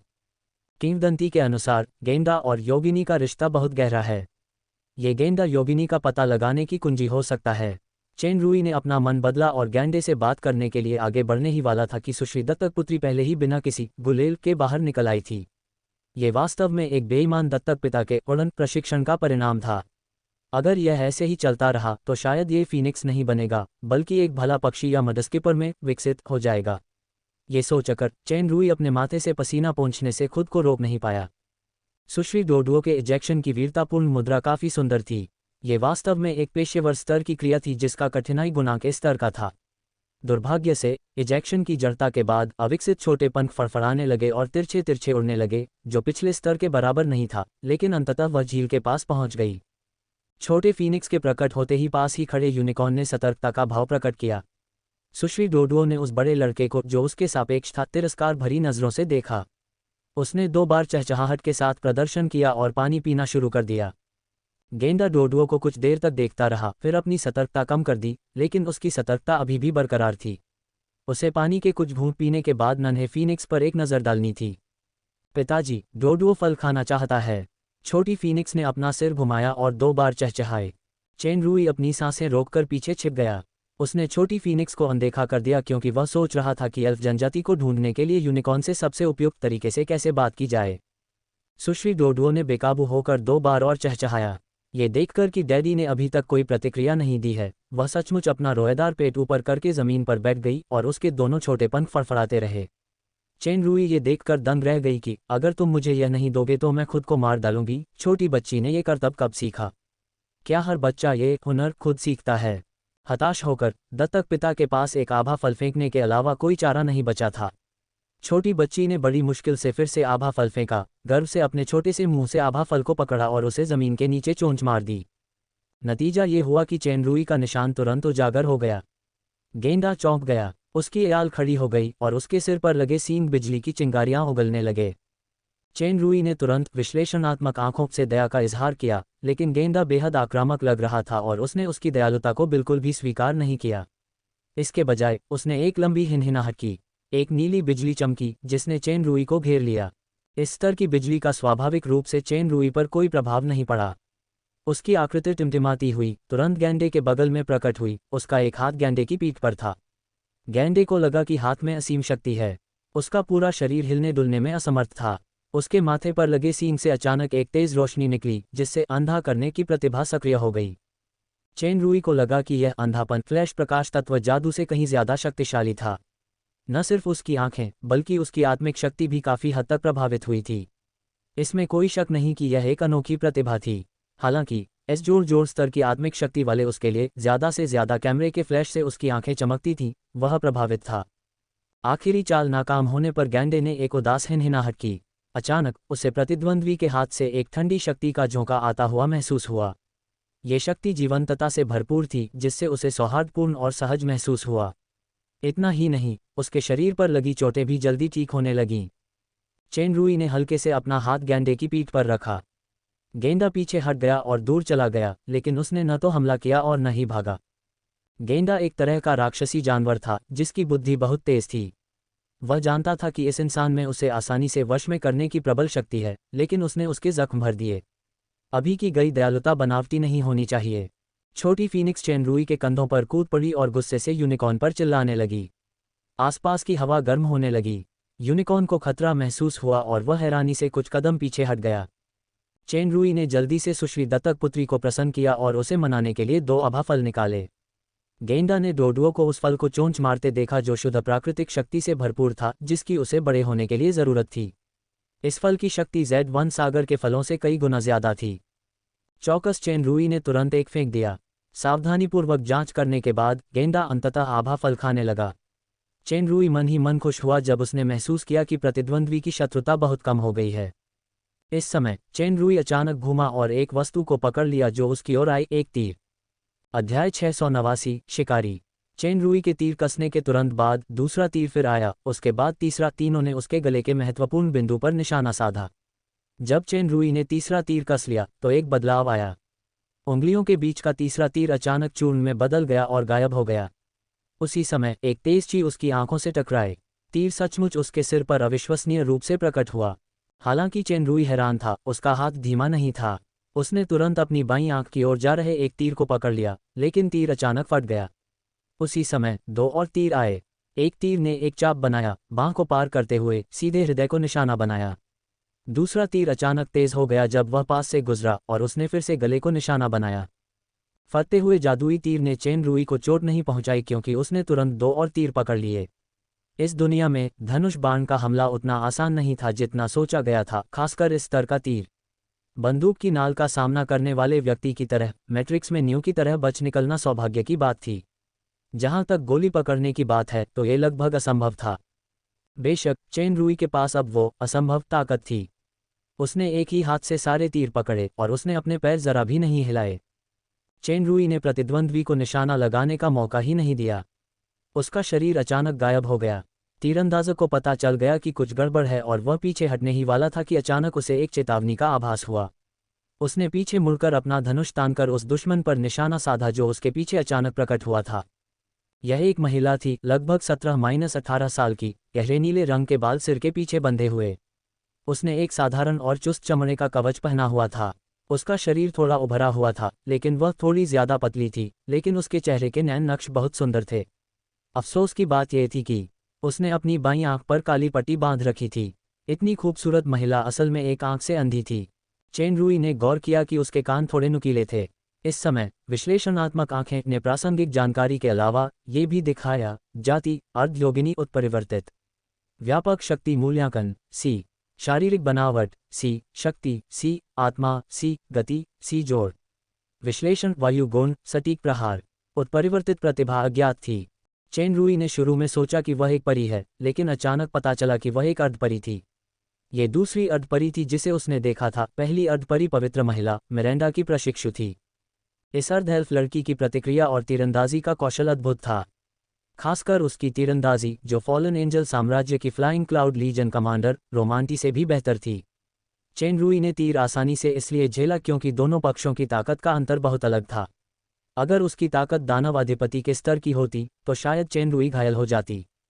चूंकि वहां एक अर्ध-एल्फ है, इसलिए एल्फ जनजाति को ढूंढने में कोई समस्या नहीं होनी चाहिए। चेनरुई ने तुरंत विश्लेषणात्मक आंखों के माध्यम से बताया, मुझे गलत मत समझो, मैं दुश्मन नहीं हूं।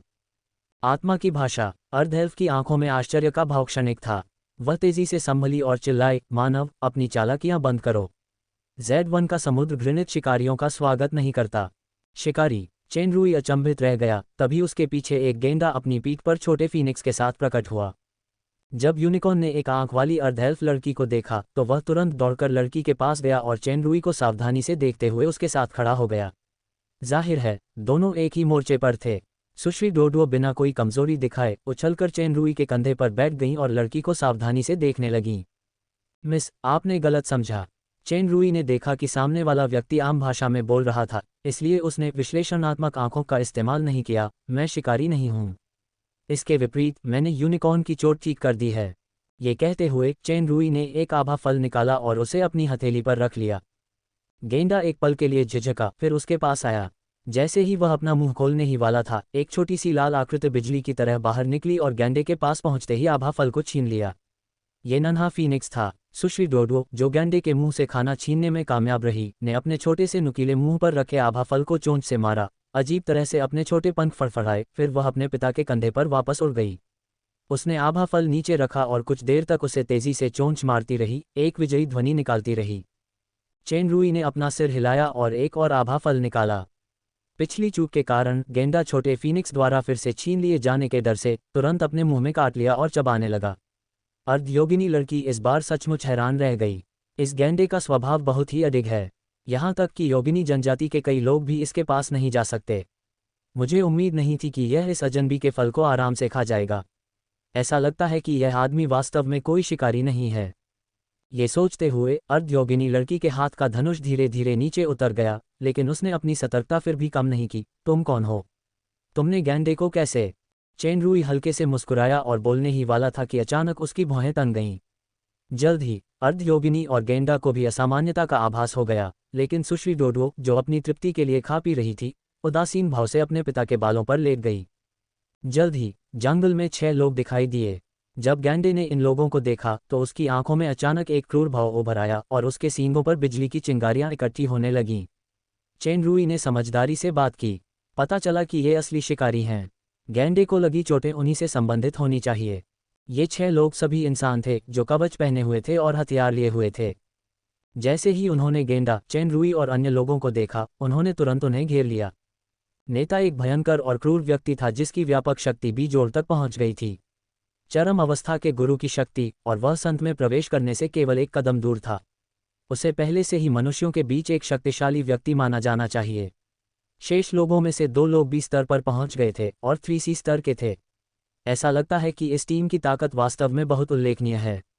कोई आश्चर्य नहीं कि वे गेंडा का शिकार करने के लिए Z1 सागर में आने की हिम्मत करते हैं। दोस्तों, लगता है हम बहुत भाग्यशाली हैं। हमें अपना शिकार इतनी जल्दी मिल गया। नेता ने इशारा किया और 6 लोगों ने चेन रुई, अर्धयोगिनी और गेंडा को घेर लिया। बॉस पेलर, मैंने आपसे कहा था कि यह ज्यादा दूर नहीं भाग सकता। पेलर ने ठंडे स्वर में कहा, तुम दोनों बेवकूफ। तुमने यूनिकॉर्न को इतनी जल्दी डरा दिया। मेरे आने से पहले ही तुमने उसे जाल से भागने दिया। अगर इस बार हम उसे नहीं ढूंढ पाए तो वापस जाकर मैं तुम्हें सबक सिखाऊंगा। हे बॉस पेलर, क्या हमने उसे फिर से नहीं ढूंढ लिया? चलो पहले यूनिकॉर्न को पकड़ते हैं। ये लोग खुलकर बातें करते और हंसते थे और चेन रुई और दूसरों को नज़रअंदाज करते थे। चेन रुई की वर्तमान शक्ति ए थी, जबकि अर्धयोगिनी लड़की और गेंडा C स्तर की शक्ति के थे, इसलिए वे उनके विरोधी बिल्कुल नहीं थे। जहां तक सुश्री डोडुओ की बात है, उन्हें सीधे नज़रअंदाज कर दिया गया। Z फॉरेस्ट सागर में यूनिकॉर्न का शिकार करना तुम्हारी कितनी हिम्मत है? अर्धएल्फ लड़की ने बड़े आदमी की ओर धनुष से इशारा किया और गुस्से से कहा, मैं तुम्हें यहाँ से तुरंत जाने के लिए 1 मिनट का समय देती हूँ, वरना एल्फ जनजाति तुम्हें कड़ी सजा देगी। पहला हंसा, छोटी बच्ची, मुझे मत डराओ। अगर तुम शुद्ध एल्फ होती तो मैं थोड़ा डर जाता, लेकिन बदकिस्मती से तुम तो बस आधी एल्फ हो। तुम्हें एल्फ जनजाति की मान्यता बिल्कुल नहीं मिल सकती। एल्फ प्रतिबंधों के बारे में बात करने की तुम्हारी क्या योग्यता है? ये लड़की वाकई आकर्षक है और उसका चेहरा भी सुंदर है, लेकिन वह एक आंख वाली है। लेकिन ऐसा लगता है कि हमने बहुत समय से किसी महिला को छुआ तक नहीं है। पहले जरूरी काम करो। पेलर की तलवार तेज लपटों के साथ चमक उठी। जहां तक इस छोटी बच्ची की बात है, मैंने अभी तक हाफ एल्फ का किरदार नहीं निभाया है। यूनिकॉर्न का सींग मिलने के बाद हम बारी बारी से खेलेंगे। जैसे ही यह वाक्य निकला, कई लोग जोर से हंस पड़े, कुछ ने तो सीटियां भी बजाईं। अर्धएल्फ लड़की की आंखें भयंकर क्रोध से जल उठीं। वह गुस्से से भड़कने ही वाली थी कि चेन रुई आगे बढ़ा। लगता है तुम कुछ भूल गई हो। तुम हीरो बनना भी चाहते हो? एक लंबा दुबला पतला आदमी तिरस्कार से मुस्कुराया। चिंता मत करो, मरने से पहले तुम देखोगे कि हम तुम्हारी औरत के साथ कैसे खेलते हैं। आखिर में मैं खुद तुम दोनों को खत्म कर दूंगा। मुझे माफ करना। चेन रुई ने अपना सिर घुमाया और अर्धएल्फ लड़की से कहा, अगर ये लोग मेरी तरह के हैं तो मुझे इस पर शर्म आती है। अपनी माँ पर शर्म आती है। दुबले पतले लंबे आदमी की बात पूरी होने से पहले ही वह कर गया मानो किसी चीज ने उसे तुरंत जमा दिया हो। फिर वह अनगिनत कणों में बढ़ गया और जमीन पर बिखर गया। पलक झपकते ही बिना किसी निशान के गायब हो गया। बाकी 4 लोगों के चेहरे अचानक बदल गए। उनके गुरु शक्तिशाली साथी का पलक झपकते ही सफाया हो गया। चारों चाहे कितने भी मूर्ख क्यों न हो, वे जानते थे कि जिस आदमी को चींटी कहकर मजाक उड़ाया जा रहा था, वह कितना भयानक था। अब उनमें लड़ने की हिम्मत नहीं थी। जैसे ही वे भागने वाले थे, उनका पूरा शरीर तेजी से अकड़ने लगा और वे डर के मारे खुद को रोक नहीं पाए। सबसे ताकतवर पेलर ने अपनी तलवार घुमाई ही थी कि एक ज्वाला चेन रुई की ओर दौड़ पड़ी। चेन रुई के सिर पर बैठे छोटे फीनिक्स ने अपना मुंह खोला और तुरंत ज्वाला को निगल लिया। पेलर के भयभीत होने से पहले ही उसके शरीर का भी उसके बाकी साथियों की तरह नाश हो गया। सुश्री डोडुओ ने मुंह में चिंगारियां उगल दी और ऐसा लग रहा था कि उन्हें इन लपटों की गंध नापसंद है। अर्धएल्फ लड़की ने ये दृश्य आश्चर्य से देखा और प्रतिक्रिया देने में काफी समय लगा दिया। उसने झुककर कहा, आपकी मदद के लिए धन्यवाद सर। लड़की को साफ पता था कि इन शिकारियों की ताकत उससे कहीं ज्यादा है, लेकिन अगर यह आदमी उन्हें आसानी से खत्म कर सकता है तो इसके लिए मुझे मारना या गेंडा का शिकार करना आसान है। ऐसी ताकत जरूर संत में आ गई है। बहुत मुमकिन है कि वह कोई सच्चा संत हो। आपका स्वागत है। मैं जानना चाहता हूं कि क्या मिस मुझ पर एक काम कर सकती हैं। मेरा नाम ब्लैंच है। मैं आपकी क्या मदद कर सकती हूं सर? अर्धएल्फ लड़की ने फिर भी अपनी सतर्कता नहीं छोड़ी। एक मानव संत शक्ति का Z1 सागर में घुसपैठ करने का क्या उद्देश्य है? उसे नहीं पता था कि इस शक्ति को वास्तव में रास्ता ही नहीं पता था। दूर से एक आवाज आई, ब्लैंच, तुम कहाँ हो? ब्लैंच अचंभित रह गई और जल्दी जल्दी कुछ सोचने लगी। फिर उसने चेनरुई से माफी मांगी। उसने अपना सिर थोड़ा घुमाया और जोर से कहा, मिशेल, मैं आ गई। आवाज तेजी से पास आ रही थी। चेनरुई साफ देख सकता था कि आकाश में पंखों वाला एक उड़ता हुआ घोड़ा था और उसका शरीर हल्की सी चांदी की रोशनी से चमक रहा था। यह एल्फ जनजाति का अनोखा हवाई वाहन सिल्वर पेगासस था। सिल्वर पेगासस में उत्कृष्ट उड़ान क्षमता थी, लेकिन युद्ध शक्ति ग्रिफॉन से बहुत कम थी। लेकिन उनके पास शूरवीर की आत्मा शक्ति वसूली को बढ़ाने की एक विशेष प्रतिभा थी, जो जादुई शूरवीर के लिए एक बहुत ही कीमती माउंट थी। चांदी के पेगासस के पीछे एक 12-13 साल की लड़की खड़ी थी, जिसके हरे घुंघराले बाल, खूबसूरत चेहरे की बनावट और दो नुकीले कान थे। चेनरुई की आंखें चमक उठीं। विश्लेषणात्मक आंखों का इस्तेमाल किए बिना भी वह देख सकता था कि यह मिशेल एक असली एल्फ थी। अध्याय 690, एल्फ। चांदी का पेगासस जमीन पर उतरा और अपने पंख मोड़ लिए। मिशेल अपने घोड़े से उतरी और खुशी से यहाँ कूद पड़ी। ब्लैंच, तो तुम यहाँ हो? ब्लैंच ने उसका अभिवादन किया। चेनरुई जैसे शक्तिशाली व्यक्ति के सामने भी वह हमेशा उदासीन ही दिखती थी, लेकिन जब उसने मिशेल को देखा तो उसके चेहरे पर एक अनोखी मुस्कान आ गई। ब्लैंच ने मिशेल को अपनी ओर खींचा। मिशेल, ये है रिचर्ड। चेनरुई हल्के से मुस्कुराया। सुश्री मिशेल, आपसे मिलकर खुशी हुई। मानव। मिशेल आश्चर्यचकित रह गई जब उसने ब्लैंच की ओर देखा और चेनरुई को सिर हिलाकर कहा, हाय, मैं मिशेल हूँ। इस योगिनी लड़की का फिगर एलिस जैसा था। वह बहुत प्यारी लग रही थी और उसकी आंखें जैद की बनी गुड़िया जैसी बड़ी थीं। उसकी वाणी और व्यवहार भी बहुत विनम्र था, जिससे अच्छा प्रभाव पड़ता था, लेकिन उसकी ताकत केवल एफ थी। मिशेल ने सिर पर छोटे लाल पक्षी के साथ बैठे व्यक्ति की ओर उत्सुकता से देखा। क्या आप ब्लैंच के दोस्त हैं? अगर मिस ब्लैंच को कोई आपत्ति नहीं है तो मुझे लगता है कि हम दोस्त बन सकते हैं। और ये व्हाइट विंड आभा फल में प्रकृति की एक शक्तिशाली शक्ति समाहित थी, जो गैंडे के विकास के लिए बहुत जरूरी थी। यह Z1 सागर में भी बहुत दुर्लभ था और आभा फल का जादुई प्रभाव कहीं बेहतर था। श्वेत पवन ने पहले भी आभा फल की मिठास का स्वाद चखा था और चेनरुई को उन दुश्मनों का सफाया करते देखा था जिन्होंने उसे नुकसान पहुंचाया था। इसलिए इस अजीब इंसान पर उसका भरोसा बहुत बढ़ गया। जब उसने उसे अपने नाम से पुकारते सुना तो वह तुरंत झुक गई। इस दृश्य को देखकर मिशेल हैरान रह गई। व्हाइट विंड, जिसके करीब पहुंचना कई योगियों के लिए मुश्किल है, इतनी सक्रियता से इस इंसान के पास कैसे पहुंच गई? चेनरुई समझ गया जब उसने यूनिकॉर्न को अपने हाथ को घूरते देखा। उसने एक आभा फल निकाला। चेनरुई के सिर पर अचानक एक लाल आकृति प्रकट हुई, उसकी हथेली पर झपटी और अनायास ही आभा फल छीन लिया। फिर उसके सिर पर बने अस्थायी पक्षी ग्रह में वापस कूद गई। यह कोई और नहीं बल्कि सुश्री डोडुओ थीं। छोटी फीनिक्स का पेट तो भर गया था, पर वो बस इधर उधर घूमना चाहती थी, और जो भी मैं चाहूं मिस डोडुओ का स्वभाव था। मिस डोडुओ आभा फल पर बैठ गईं और उत्तेजक अंदाज में चहचहाने लगीं। अगर शारीरिक मजबूरी न होती तो शायद वो अपने पंजे भी आपस में फंसा लेतीं। वाह, मिशेल आश्चर्य से देखती रही। रिचर्ड, तुम्हारा पक्षी कितना प्यारा है। क्या तुम मुझे इसे छूने दोगे? चेनरुई, ब्लैंच, मिशेल। ब्लैंच ने मिशेल के आसानी से समझ में न आने वाले शब्दों को बीच में ही टोकते हुए कहा, यही हुआ था। व्हाइट विंड और मैं शिकारियों से भिड़ गए और रिचर्ड ने हमें बचा लिया। चेनरुई के प्रति मिशेल का प्यार फिर से बढ़ गया था। रिचर्ड, ब्लैंच और व्हाइट विंड को बचाने के लिए धन्यवाद। चेनरुई ने सिर हिलाया और ब्लैंच बोली, मुझे रिचर्ड से कुछ बात करनी है। तुम फ्लाइंग विंग्स चलाओ और पहले व्हाइट विंड को वापस ले जाओ, ठीक है? मिशेल ने आश्चर्य से चेनरुई की ओर देखा, फिर ब्लैंच की ओर, रहस्यमय ढंग से उस अर्धएल्फ लड़की को एक तरफ खींचते हुए और फुसफुसाते हुए कहा, मैंने पहली बार तुम्हें किसी पुरुष के प्रति इतनी पहल करते देखा है। क्या ऐसा हो सकता है? बकवास मत करो। ब्लैंच ने उसे हल्का सा धक्का दिया। अब वापस जाओ। आप अभी भी इनकार कर रहे हैं। मिशेल मुस्कुराए, आप नहीं चाहते कि मैं तिपहिया बनूं, है ना? बस एक एहसान कर दो। मिशेल, मैं तुमसे विनती करता हूं, अभी वापस चली जाओ। मुझे महाराज कहना क्यों बंद कर रहे हो? लगता है आज मेरी अच्छी दोस्त का मूड बहुत अच्छा है। चूंकि आज डेट है तो तुम अपनी आंखों पर लगा भद्दा सा पैच क्यों नहीं उतार देते, ये वाकई भद्दा लग रहा है। बगल में खड़ी चेन रूई को आखिरकार ब्लैंच के अच्छे इरादे समझ आ गए। वह नहीं चाहती थी कि अज्ञात मूल और शक्तिशाली रिचर्ड को मिशेल की खास पहचान पता चले, ताकि वह बंधक न बन जाए या कोई और दुर्घटना न हो। इसलिए वह चाहती थी कि मिशेल यूनिकॉर्न पर सवार होकर खतरे से दूर रहे और वह अकेली रहे। इस दृष्टिकोण से इस सुश्री हाफ एल्फ में कुछ कथानक है, लेकिन इससे भी महत्वपूर्ण बात यह है कि उसका दिल बहुत अच्छा है। चेन रूई हल्के से मुस्कुराई, ये तो महामहिम मिशेल निकली। मेरी इस हरकत के लिए माफ़ कीजिए। ब्लैंच के चेहरे के भाव बदल गए। मिशेल ने जब ये कहा तो उसे पता था कि मामला बिगड़ने वाला है। मिशेल मुस्कुराई और बोली, अगर तुमने ब्लैंच को धमकाने की हिम्मत की तो मैं तुम्हें जाने नहीं दूंगी।